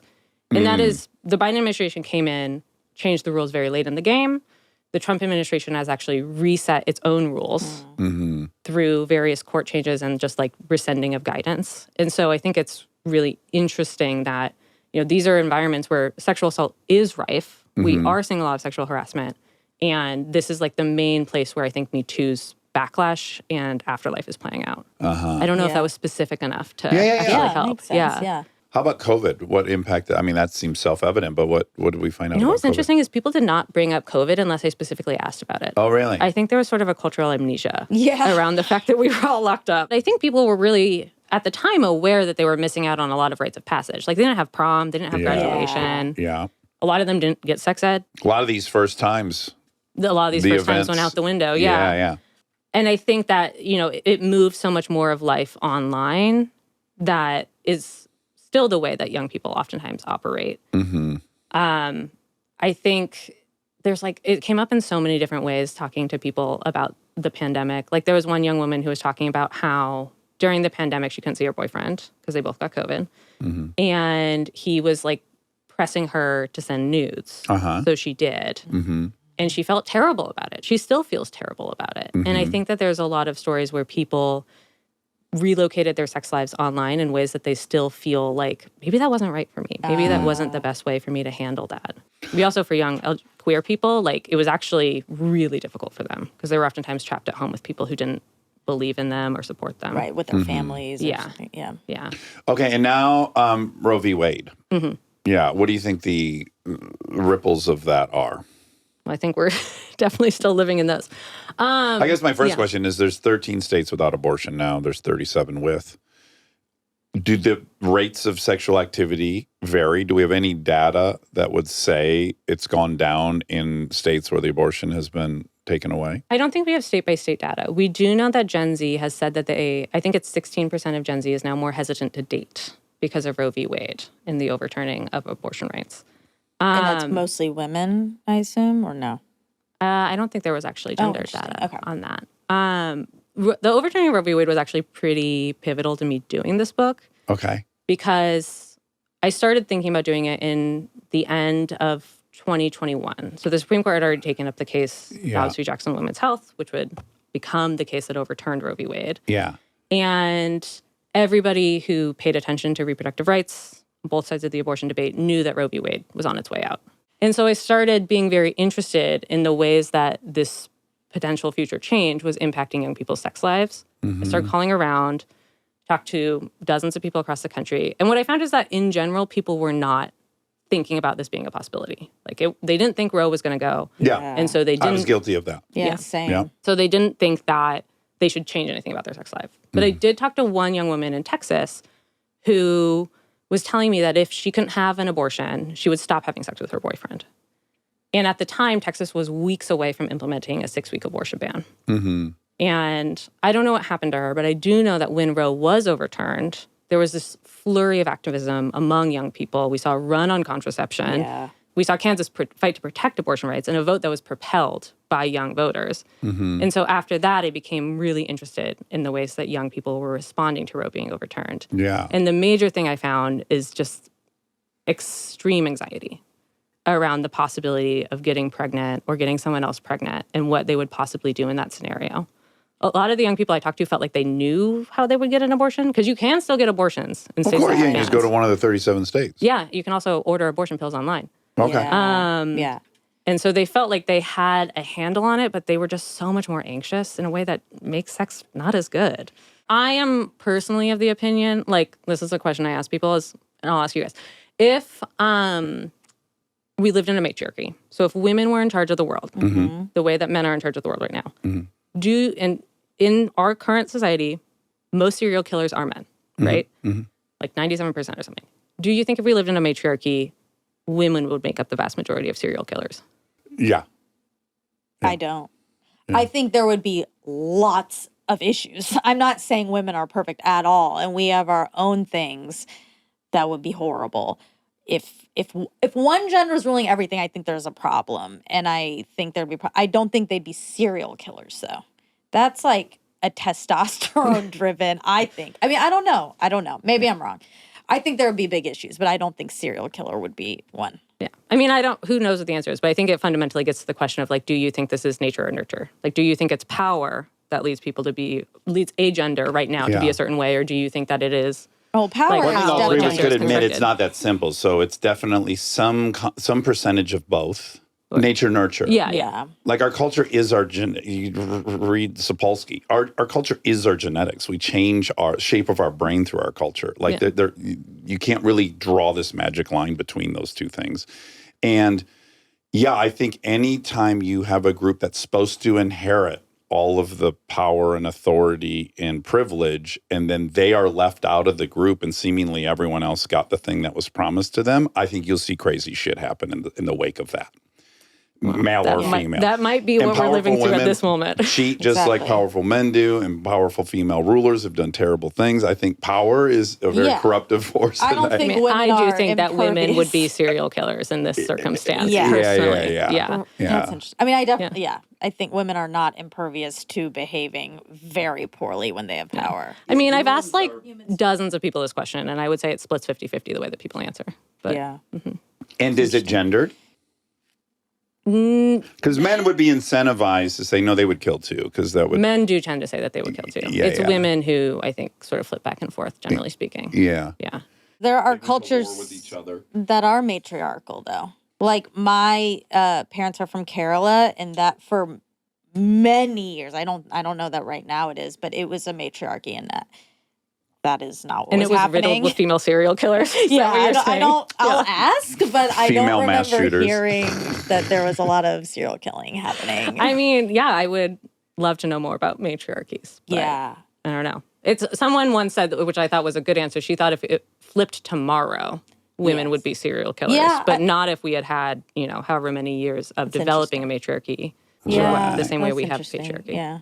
Okay, so everything that you learned through talking to all these people and all these patterns you saw emerge, do you see, do you think, again, you asked me, do I even think sex is good? I do. I don't know if you do, but if it should I mean, I personally like sex. I Yeah. would be Do bummed you- out if I didn't have it again. Do you think we should want the younger generations to be having sex more? I think we should want them to, as I said, have connection and be open to vulnerability and heartbreak. Yeah. And I think it's important to foster curiosity and empathy among young people. And I think sex and relationships is one way to do that. Yeah. As far as reversing the sex recession, Yeah. it's really hard to know how to do that. Like you brought up the example of Japan earlier. Yeah. They've been on this train where there's fewer sex. They've been on the train where there's been fewer people having sex, fewer people getting married, fewer people having babies Yeah.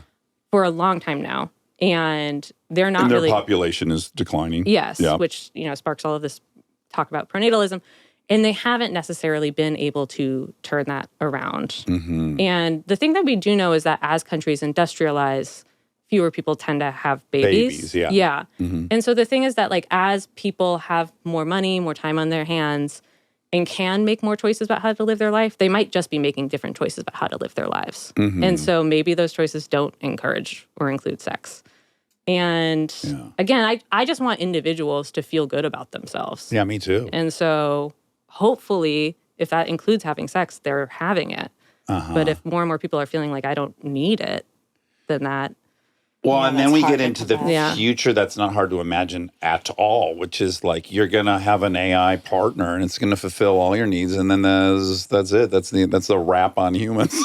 Well, the planet might appreciate it. We had our time. Yeah. I mean, it does make me sad to hear from young people who feel like they don't have the possibility of connection in their life, sexual or romantic. And I think that there's a lot of that. And so I feel like with apologies to boomers, it feels so boomer to be like, go and get out there and have real experiences. Yeah. But I think that there's like no substitute for getting Yeah, off that's your okay to phone. advise. Get out in the world and interact. I mean, I think part of this book is maybe just the process of writing it was just accepting that I was getting older and that I am probably going to tell young people what I think they should do. Yes, go get drunk. This is what we Meet did. some people. Yeah. Exchange there was numbers. one 19-year-old I interviewed who was absolutely lovely, but he was talking about the 1990s and he called it the late 20th century. And I was just Great. like, I had to mute myself on the phone because I was like, you've just knifed me. Like, I want you to know how hurtful that was really that just The happened. late 20th century. Oh, He's boy. not wrong. He He's was. not wrong. Or whenever you're talking about the early 1900s, you'll go like the turn of the century. Yeah. And I'm sure they'll start saying the turn of the century. Oh my God, Yeah. no. That will make me feel It is so- really hard to know when you're just becoming old and when you have a really principled point of view. It gets Yeah. harder and harder to know. Yeah. Well, I think this is like part of what I wanted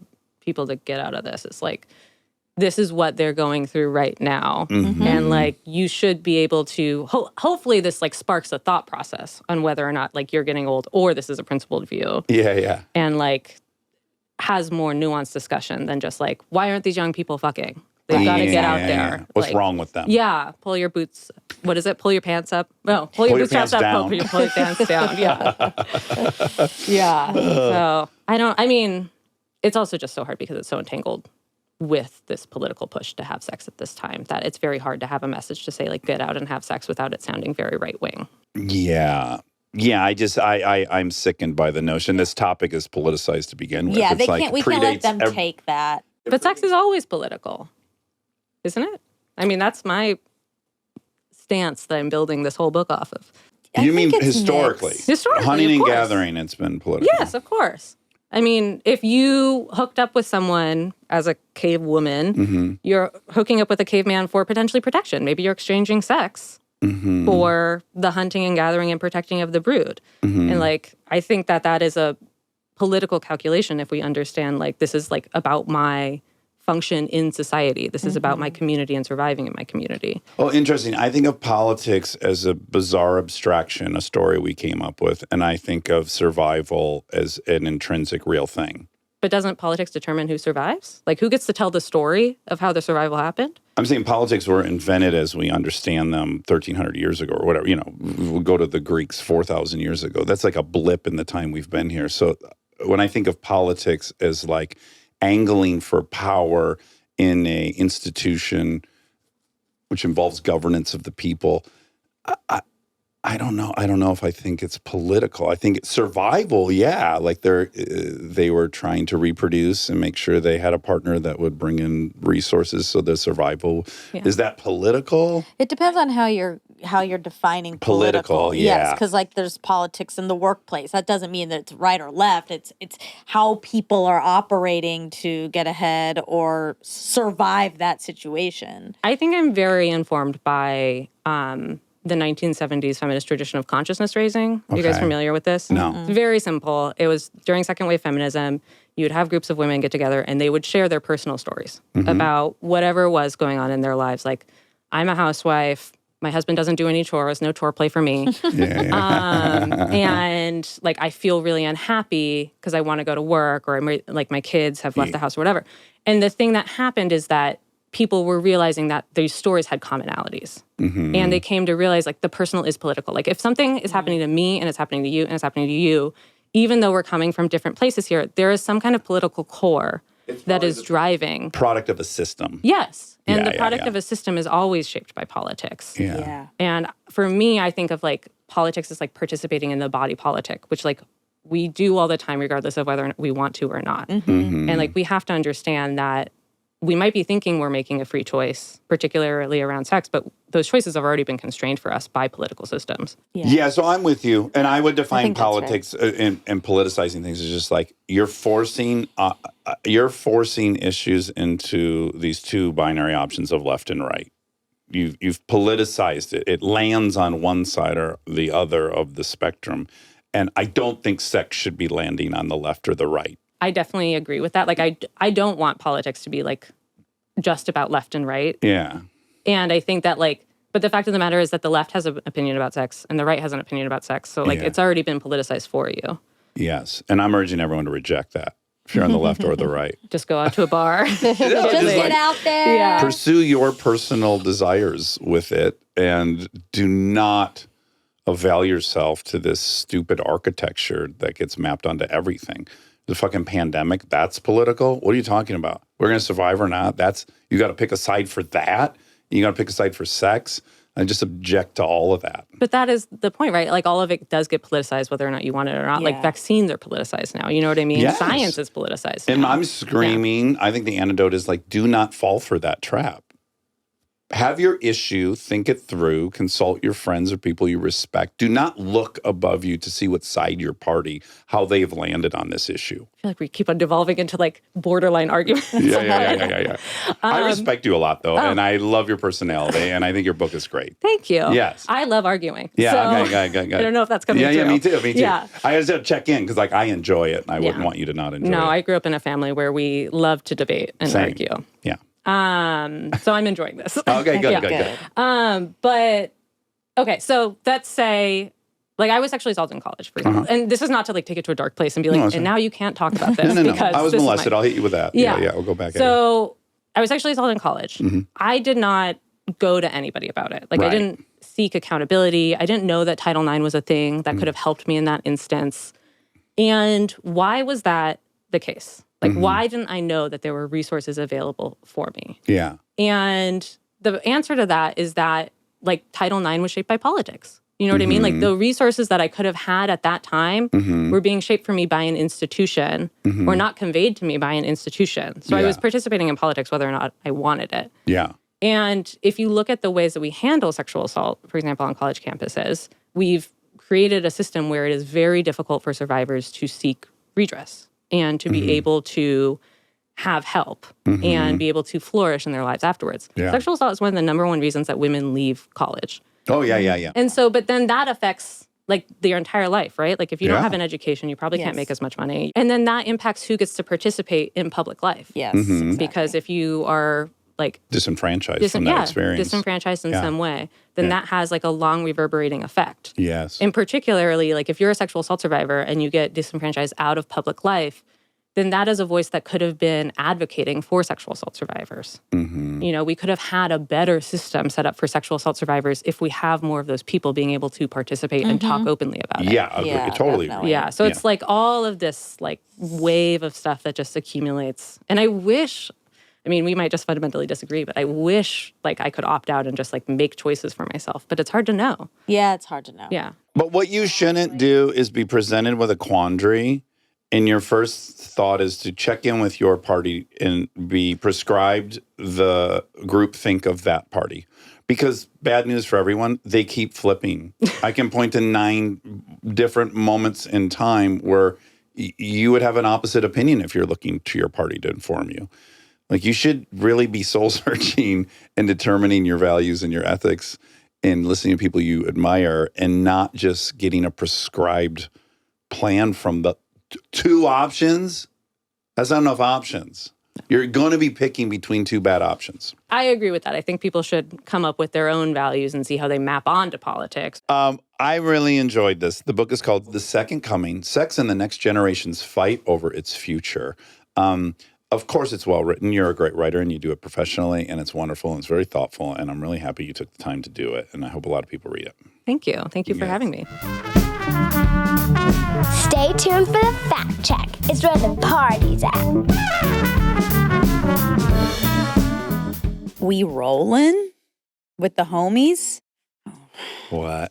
I'm embarrassed about 2 things. I'm embarrassed about something this morning, too. Oh, great. Let's talk about our embarrassment. Yeah, it's time to cleanse. Okay. Time to repent, to confession. Yeah, confession Yeah. hour. Okay. I'm embarrassed because some people consider my feet very attractive. Eric. Yeah. One person. Yeah. Well, maybe a ton of people, but just specifically Eric. He has stated that he loves my feet. I have perfect feet. I also think it's worth explaining why Eric has a foot fetish, which I think he came by it so honestly. Explain it. Which is he was a young boy and his father made him work at his shoe shop Yeah. in downtown LA. Have we ever had him do his whole spiel No, on we here? need to do that at some point. We should invite him in maybe at the end of this or next one. Yeah, so I think he developed like a bit of a foot fetish in that job.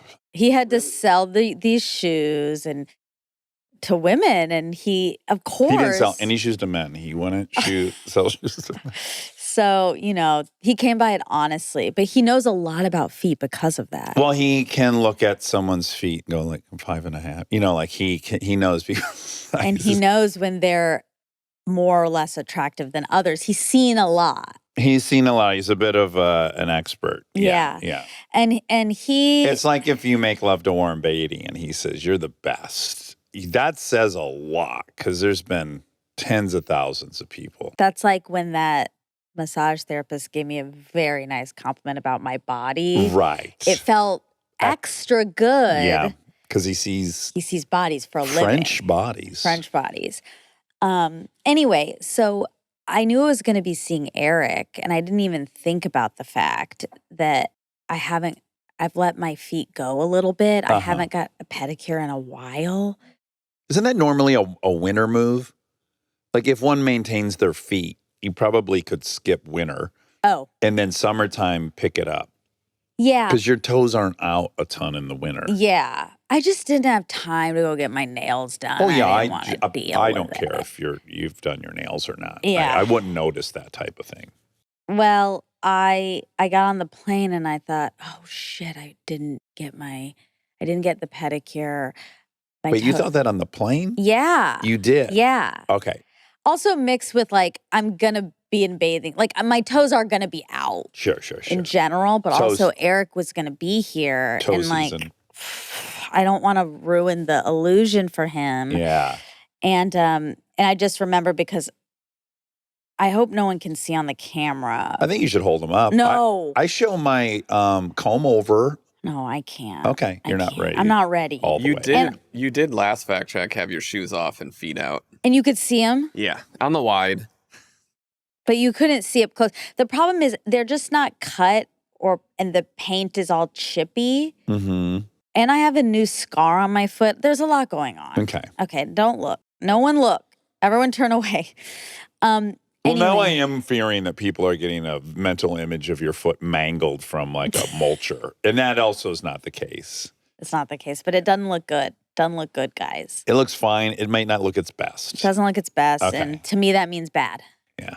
Yeah. So yesterday, we were in the sauna. Eric was. I felt like I managed to get by without him noticing. Because you've been on the boat and stuff a lot. Yeah, They've my been out. Shoes have been off. Yeah. But I don't think he noticed. But then he was sitting above me in the sauna, and I was like, he's gonna notice, and he's gonna puke and cry Mm-hmm. because his prized possession is And destroyed. take your name out of his phone. Exactly. And so I said, Eric, don't look at my feet. I know, but I just, That's tactically not the move.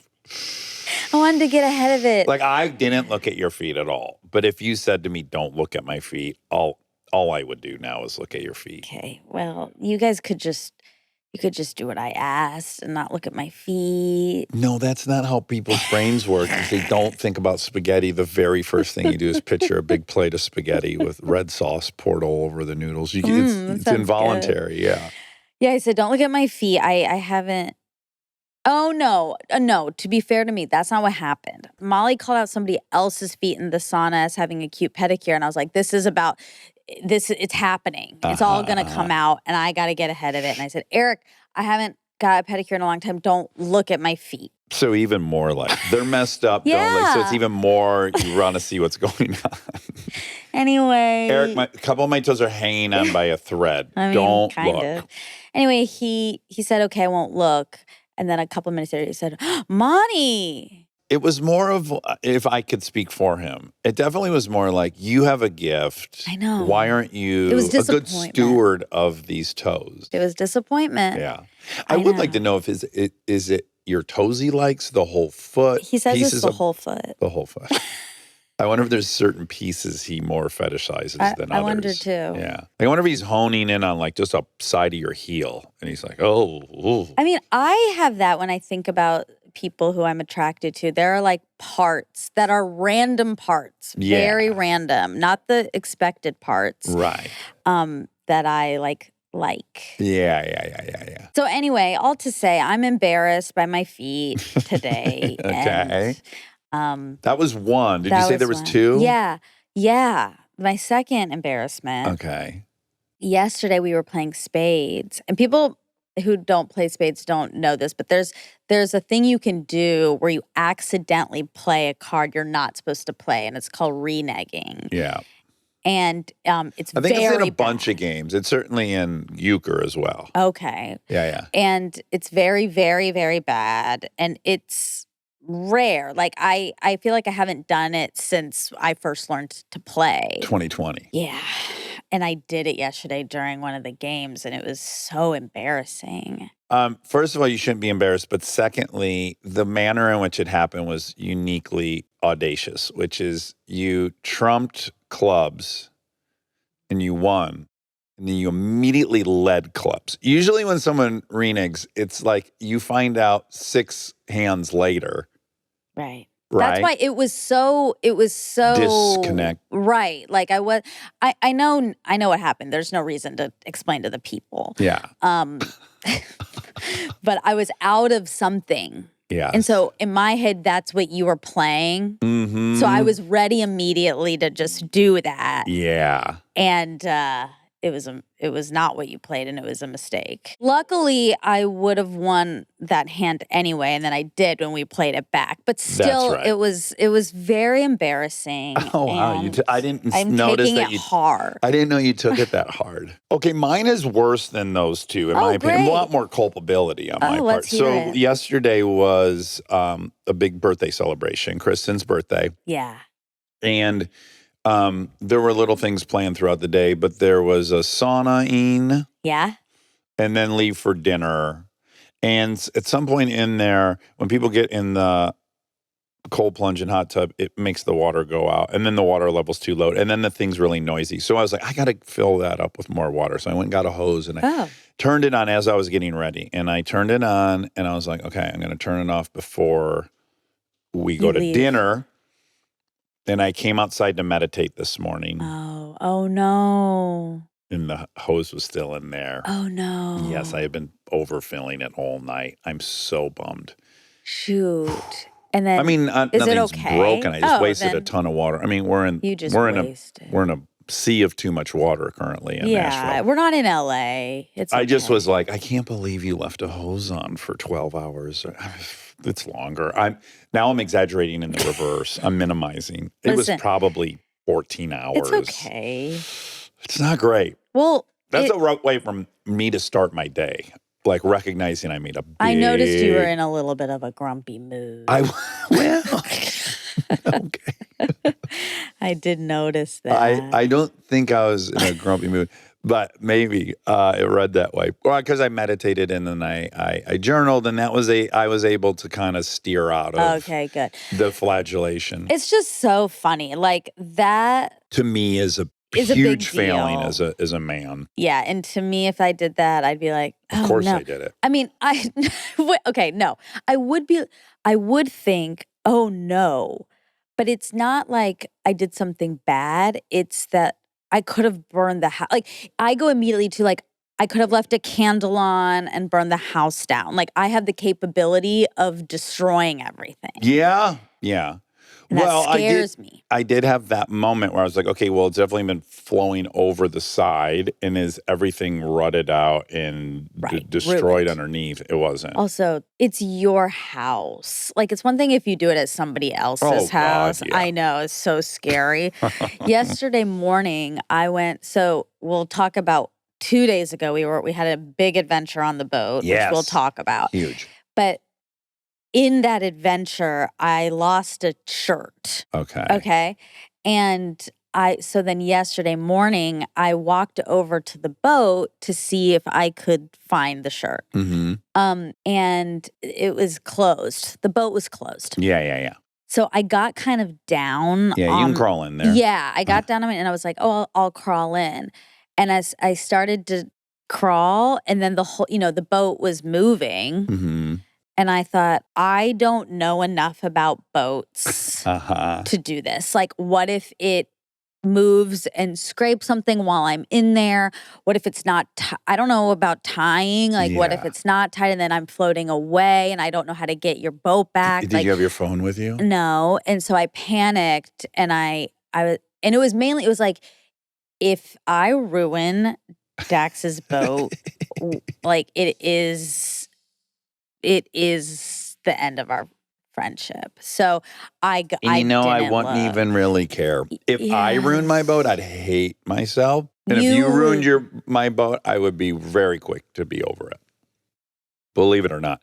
Because I've had friends ruin my motorcycles, and I generally take that pretty well. I'm only mad when I fail. Yeah, but it's so scary. Yeah. No, there's nothing worse than breaking someone else's stuff. I know. Oh, yeah. So I didn't. You just gave up. I gave up, and I was like, I don't need that shirt. What shirt is it? I found it. You found it? Where is it? Yeah. I found it on the walk back. It had fallen out on the walk back. Well, it was a little scattywampus when we exited the boat, and that's probably why. Exactly. It was a new shirt. It was a vintage shirt I got. Yeah, so our big adventure, which was, what a day. Yeah. What a day. It was a crazy day. So where we live is on a lake. You can go through locks and go down to the lower river, and then you could take that all the way into Nashville.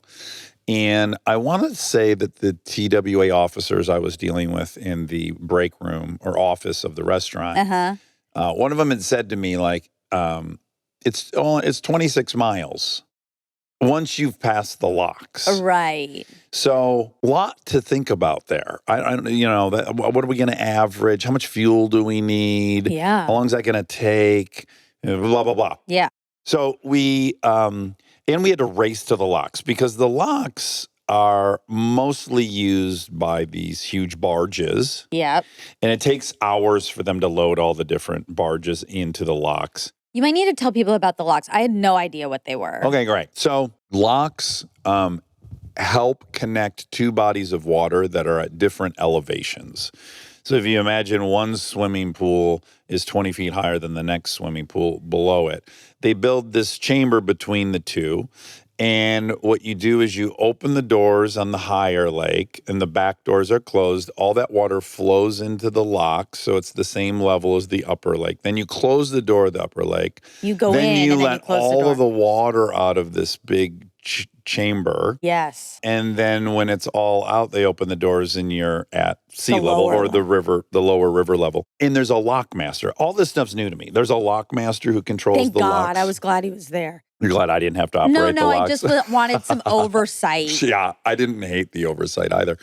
But again, all of it, I kind of don't know how it works. I just have heard like, you got to get an appointment with the. So anyways, I got the lockmaster's number off of the internet and I called and just a dude answers, really nice guy.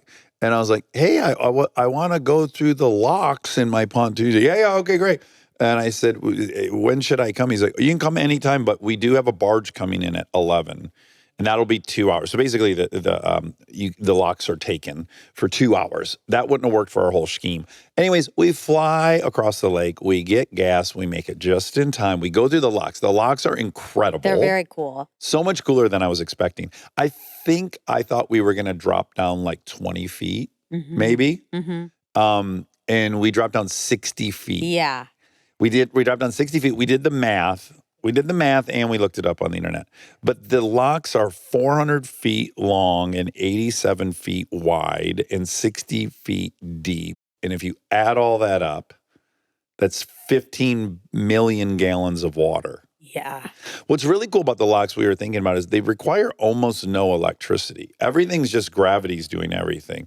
The gravity from the higher lake fills up the chamber and then gravity drains it. Yeah. And really you're just paying for these doors to open and close hydraulically. It was really cool. I liked it. You're I liked it for scared? a while. Then, as we were getting takes a really while. low, I did feel very why do I keep Claustrophobic? forgetting? No, it's the movie. I keep forgetting that I felt very Final Destination prone. Like, okay, so we're so low, and what I know is on the opposite side of that door 60-foot wall of water. Yes, and so if that something got unlatched Yeah. and that door opened, Yeah. a 60-foot wall of water is going to slam onto us. Uh-huh. Unless we forget, I can't swim, okay? Right. That we think. Yeah. And when you Here's say what we, I do when know. you say we, you mean I. I said, lest we forget, I can't swim. Oh, I is that what can't you're saying? swim. Okay. Yeah. Even if I could swim, which I think I can swim Well, I think I still have a case Okay. because we don't agree that you can't swim. Okay, that's fine. There we go. Okay, I knew there was. You're the only one that thinks you can't swim. I can swim a little bit. I can't, and I am certain of this, swim up 60 feet of water. I can't even, I think 10 feet I can't do. I can barely do 5 feet, which is my height. Okay. So, I'm dead, right? Like I am dead, in that scenario. And as soon as that thought entered, I was like, I'm ready to be out of this now. I'd like to be out of this. And then how soon were we out of it? Another 10 minutes? Yeah. Yeah. So But- what was your anxiety level out of 10? It was like equal parts as we were going down, my anxiety was going up incrementally. It was inversely proportional. Yeah, which was cool. Yeah. So it drops us out onto this river. Yes. And now we're in the middle of nowhere. It feels like we are in the wild. We're in Siberia. I mean, there's just nothing.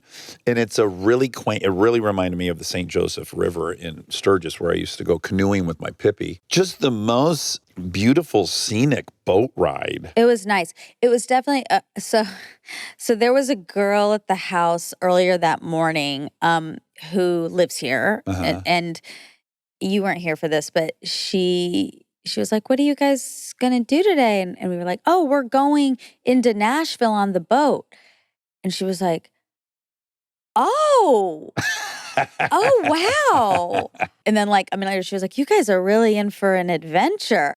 And then You I got a looked at little Kristen, nervous. and Kristen was like, "Do people not really do that?" And she was like, "I don't know anyone who's done it." I got the feeling when we went through the lock. Well, clearly there was no one else using the locks other than these barges.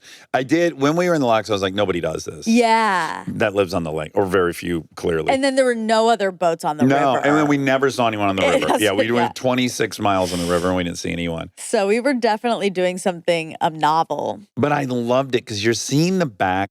We saw a naked woman out in our watering her flowers on her deck. Lincoln spotted it. Oh, wow. She said, "Oh, I that missed woman's her. nudie." And I thought, yeah, she has the freedom to be nudie because nobody does this except for we did it. Then we get into downtown Nashville. I'm like, we got a dock somewhere. And I did look up some places and I had a rough idea of where I thought we could, but I was also nervous it was going to be difficult. It was not. You can just pull, again, nobody's doing this.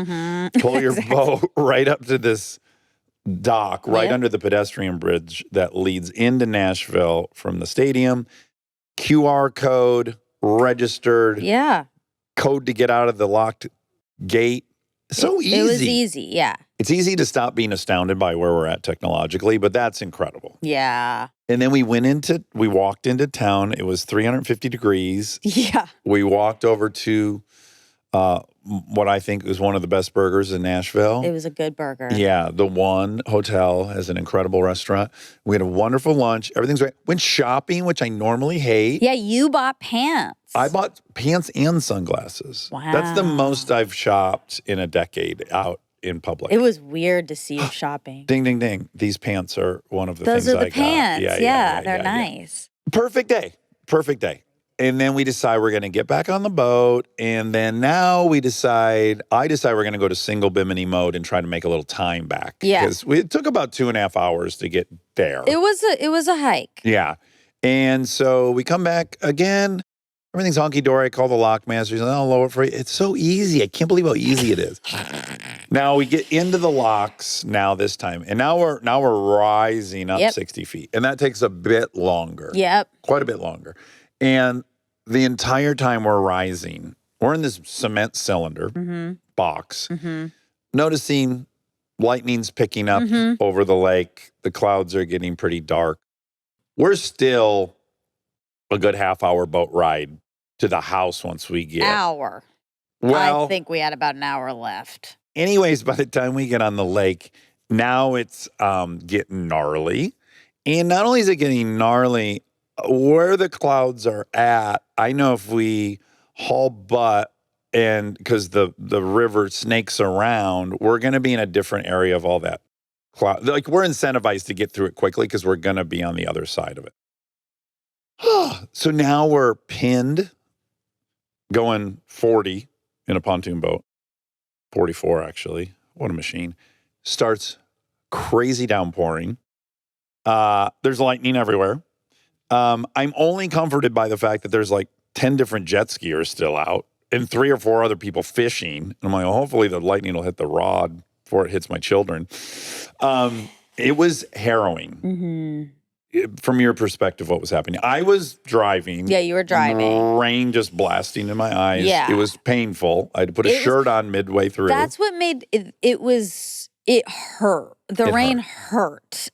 It wasn't like just regular rain. It felt like hail, and it was just hitting everyone's faces. And I was like, why?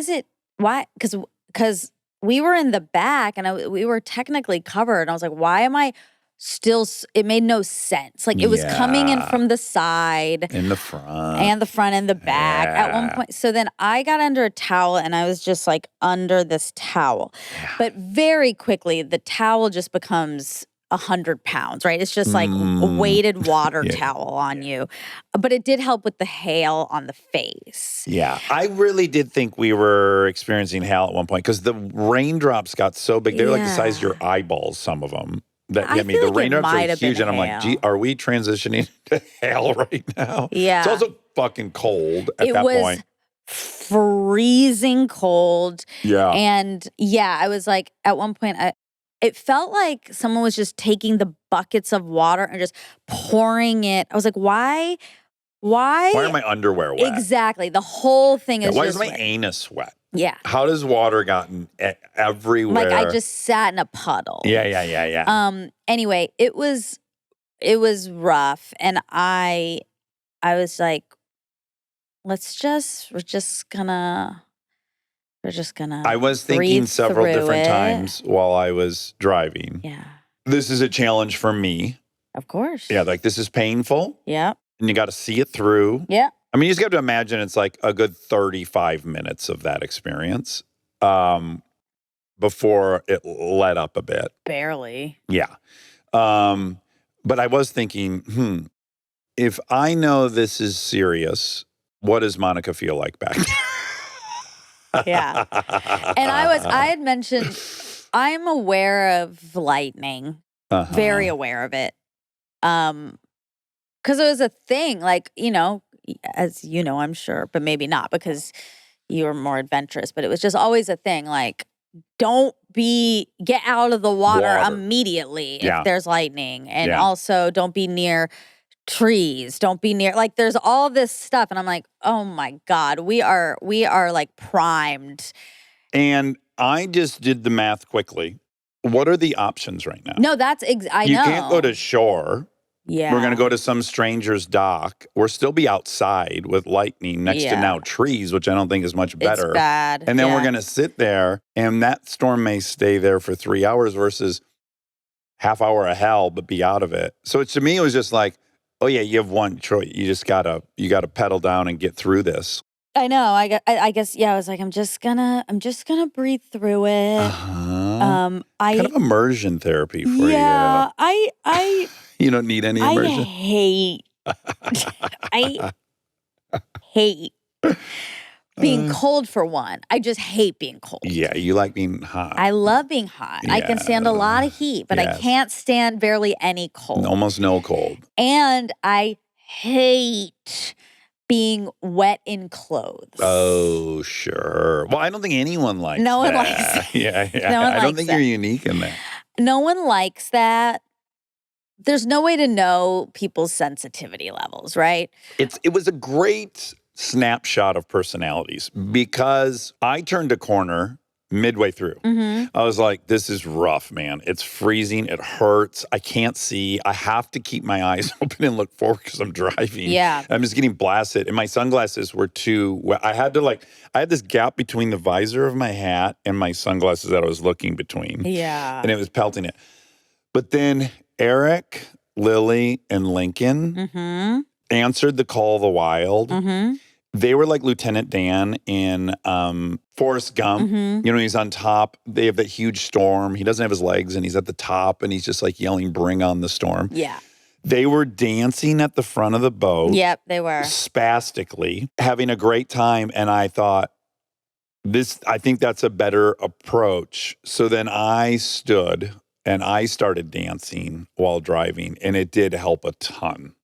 Great. And so this snapshot, someone called it out. I don't know if this is accurate or not, but someone said, look, the firstborns are at the front of the boat. Not me. Yeah, you were not. Neither was Kristen. Yeah. It's a bad analogy. And I also, and Molly. So no, all It of makes us. no sense. Yeah. Just those kids were up there. That's all. It definitely is personality. I will say I guess we couldn't, but like no one was throwing any tantrums. No. You know? No one was a stinker. Yeah, everyone was just like, everyone got we're through getting it. through No this. one was complaining. Yeah, we're Even getting Delta, through- who hated it, she knew complaining wasn't going to help. Yeah, everyone was just like, "This, we're here.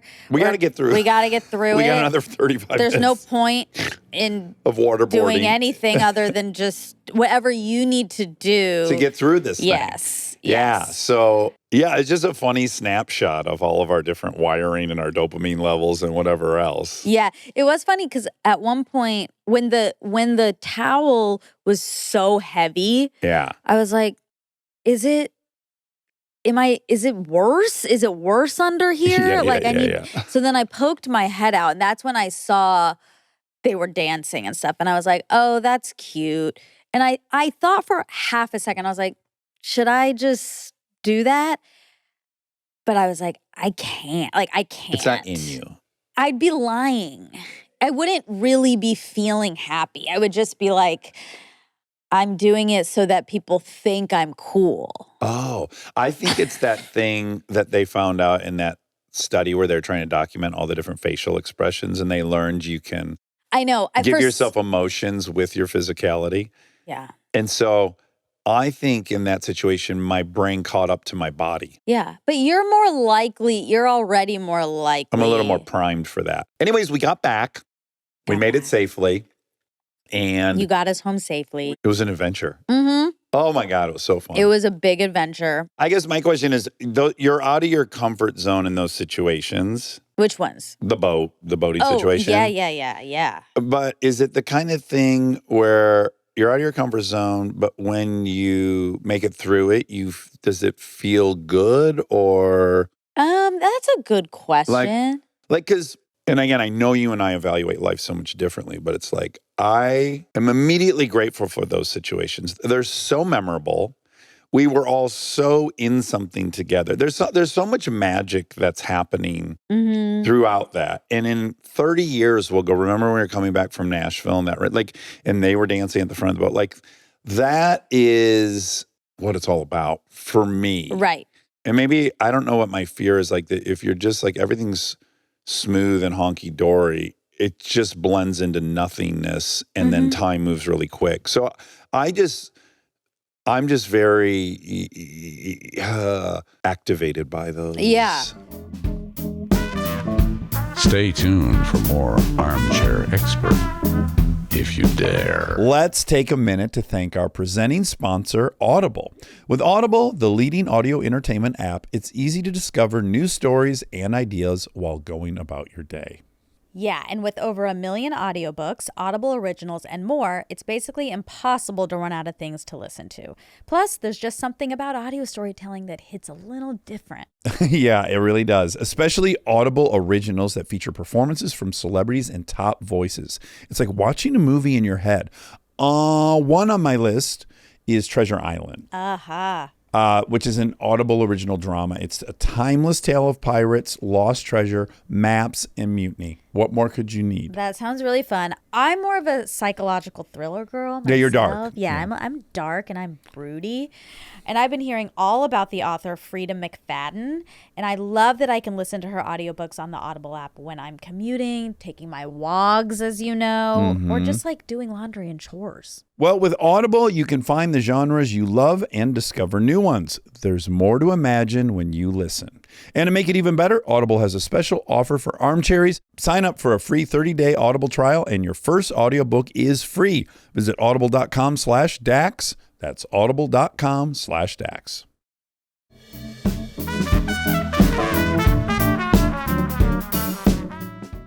I think you see, not I think, we've talked, I mean, we know this, like you see life as a series of stories. Yeah. So Yeah. for you, Yeah. you're in it and you're like, this is a story. This is how you operate, right? Yeah. I don't do that. Right.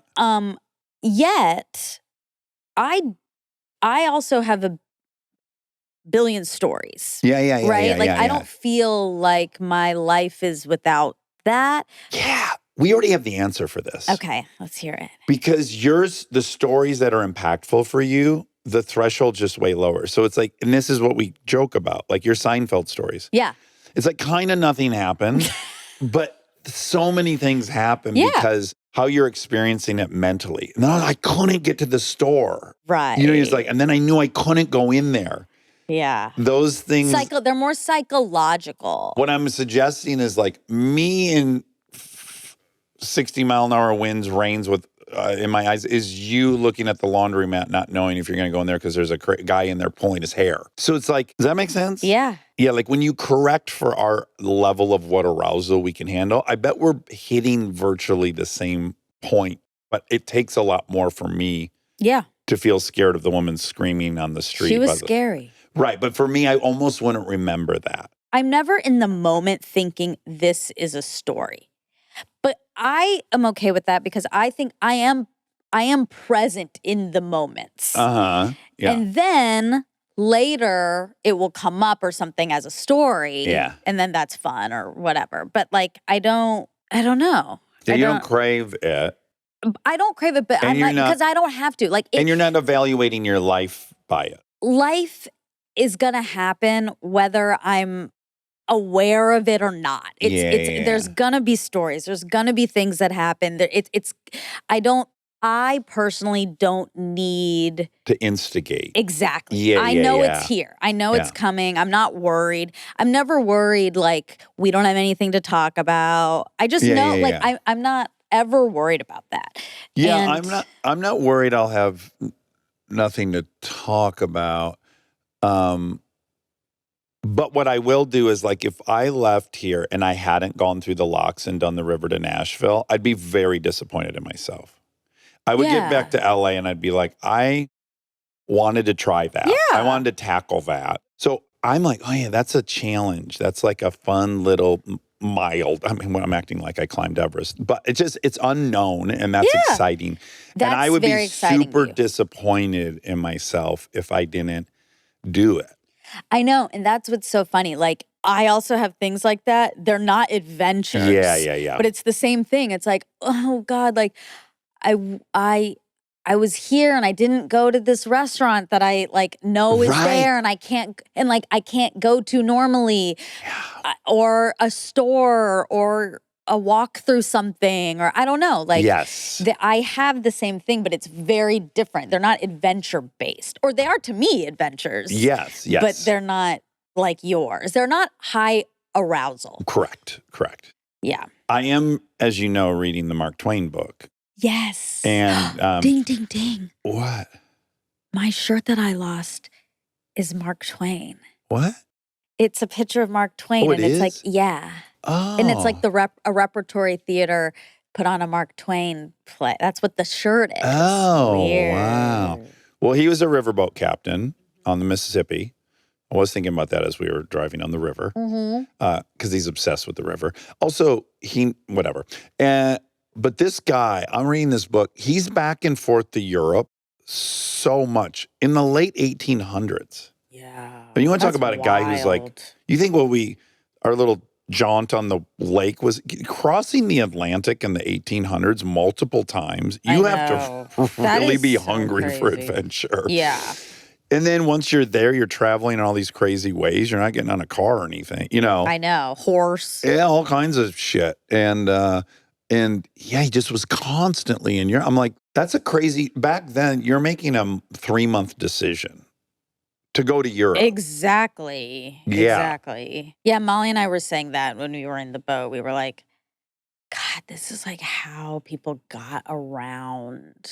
Yeah. She was like, yeah, I would just never go anywhere. I was like, yeah, I guess. Yeah. Dopamine levels. Yeah. Yeah. I mean, we would go to a vintage store.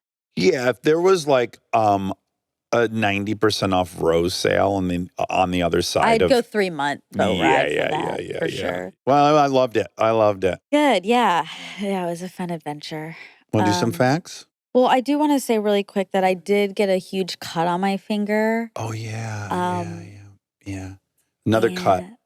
My hands have really taken a beating in this life. Yeah. You're prone to cut those Yeah, I tend to cut and hurt your these. ears. Your Yeah. ears tend to get, these are your Achilles, your fingers and your ears. Yeah, and it was scary because we had a short amount of time before we had to leave in the morning Yeah. for the locks because of, as you said, it was closing and we didn't know. So like at 9:30, it was like, we're leaving at 10:15. It was like, and so it was like Kathy, and everyone's like running around, Home Alone, very Home Alone, get out the door. Very Home Alone vibe. We could have left Elta behind on accident. Yes, Yeah. exactly.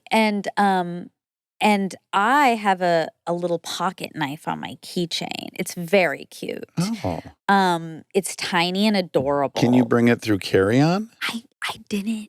I'm shocked I was able to. I think it was an accident. It wasn't in your checked bag.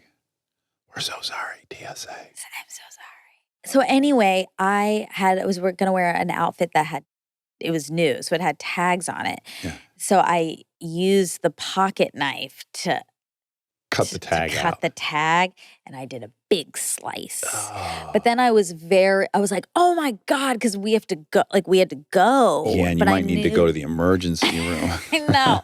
I knew I wasn't going to need to go to the emergency room, but I did know like this is going to be bleeding for a long time and I'm going to need to put pressure on this. So I have to kind of deal with this on the boat. Yeah. And then You brought a lot of Band-Aids. In fact, in your purse on the trip, someone needed a Band-Aid and you had an entire Band-Aid box. You had a full bag of medication. I basically had a roll of You have a Rite Aid. paper towels. Yeah, you have a Rite Aid in your bag. I do. I carry a pharmacy in my bag and everyone benefits. Yes. Everyone does. loves it. I many times have benefited.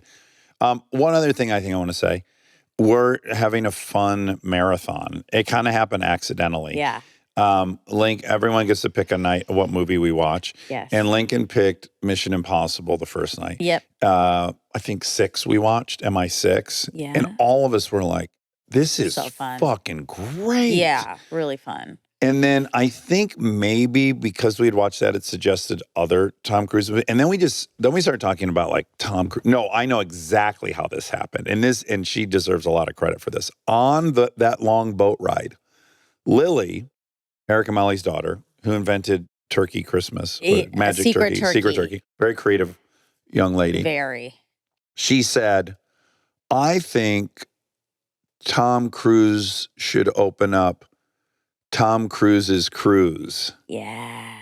And it's a theme park. And then I said, maybe it should be a theme park. Okay. Tom Cruise's Cruises.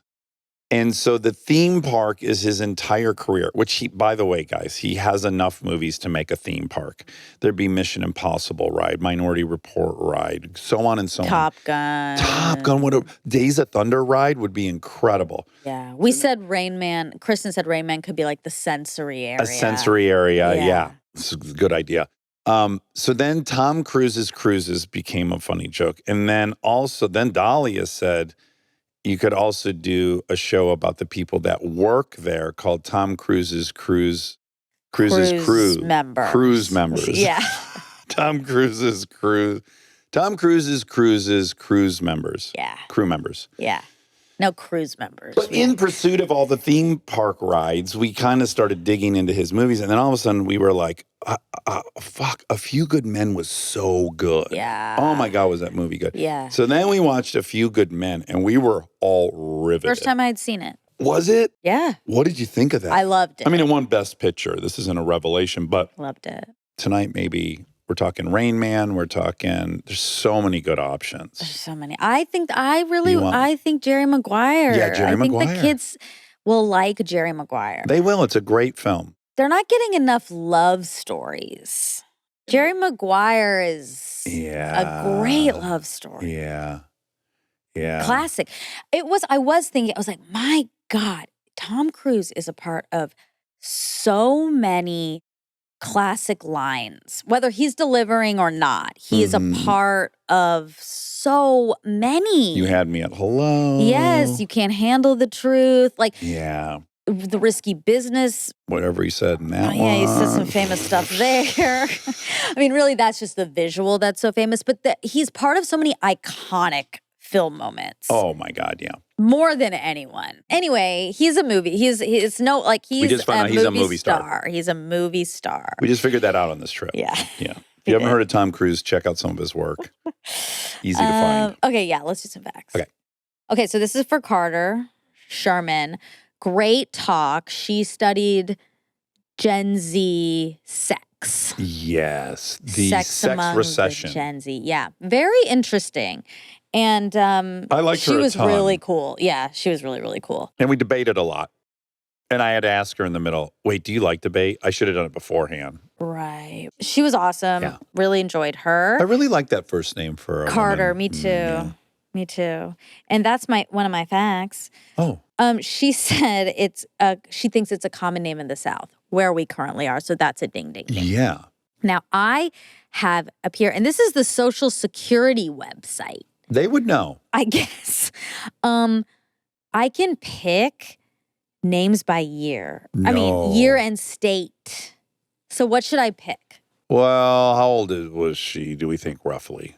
Oh, that's a good question. She was like 5 years younger than me, so she was 32. Geez, so it's 92. Search 92. Okay, and what state should I do? We should do a southern state. Yeah, let's do Mississippi. Okay, because we don't want to do Tennessee or Georgia because it's like skewed. Well, no. It's skewed in our Okay, brains. Okay.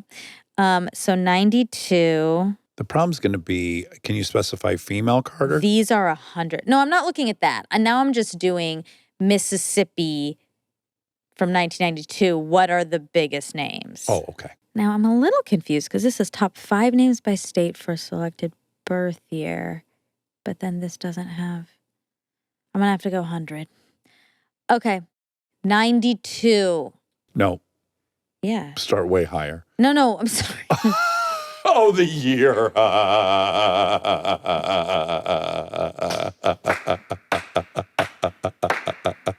Oh my God. Just for that, You I'm admit that'd be starting at textbook 100. That's textbook Monica. I wanted to. I want to still. No, please don't. Please. Just start at the top 10, I could go please. so fast. No, start at the top 10. Fine. Okay. Number 1 male name is Christopher in Classic. Mississippi, 1992. Female name, Ashley. Tracks. Yeah, That Ashley track. Madison. Okay. How many? Well, we can pick a new state. I want to do a You just more. did the but 2? you want to do You more went for from Mississippi? 100 to just giving me the top 1 and 2. I said start at 10. And for a lot of states? No, for Mississippi. I know, but I want to do multiple states. That's what I'm saying. Oh, so you're trying to figure out a way to get to 100 now. Now you want to do 10 states top 10. Okay. this Will is you so read me a couple more fun. names off of Mississippi? Sure. Thank okay, you. Top, Christopher and top Ashley. 3 male names Okay. for Mississippi in 1992. Christopher, James, Michael. These are standard. Okay. Female names. Top 3. Ashley, Jessica, Brittany. Yeah, I Boom. know them all. Met them, know them all. Already met them. Okay, now let's do a different state. Georgia. Then I want to do Michigan. Okay. In Illinois. Should I do 1987, my birth year? Okay. Just to make it not 1-to-1 relative. Oh my God. Monica's number 1. No. Okay. Christopher. Yeah. Again. Yeah. Jessica, female. Mm. Then Ashley. Mhm. Ashley was number 1 in the old list. Jessica, Ashley, Brittany, Wow.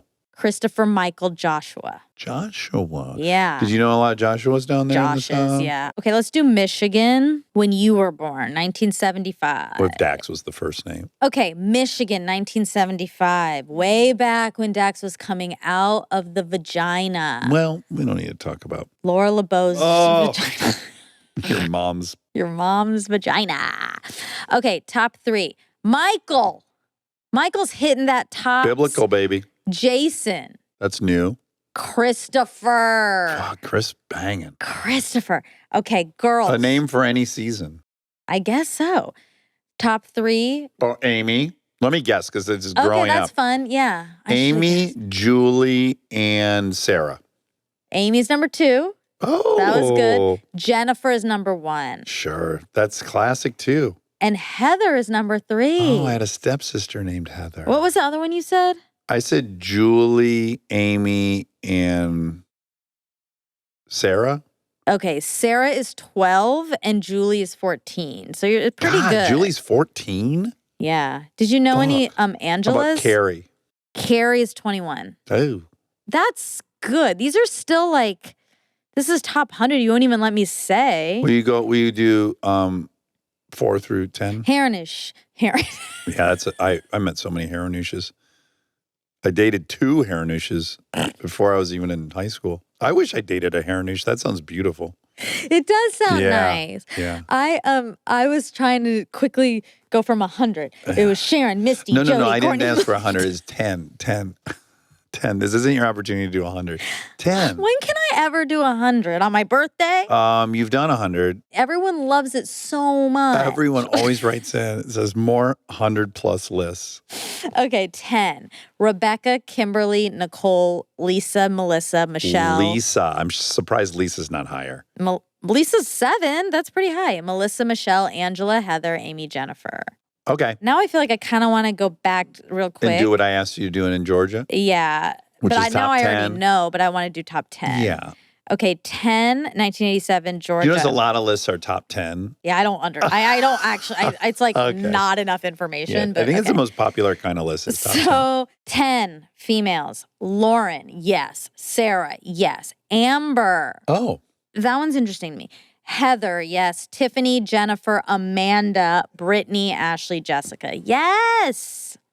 Now, Rob, let's do Rob. Chicago, Illinois. 1996. 1986. 88. Oh, yeah, I made you. Yeah. Older than I'm you. going to do 86 because I'd like you to be older than me. Okay, boys.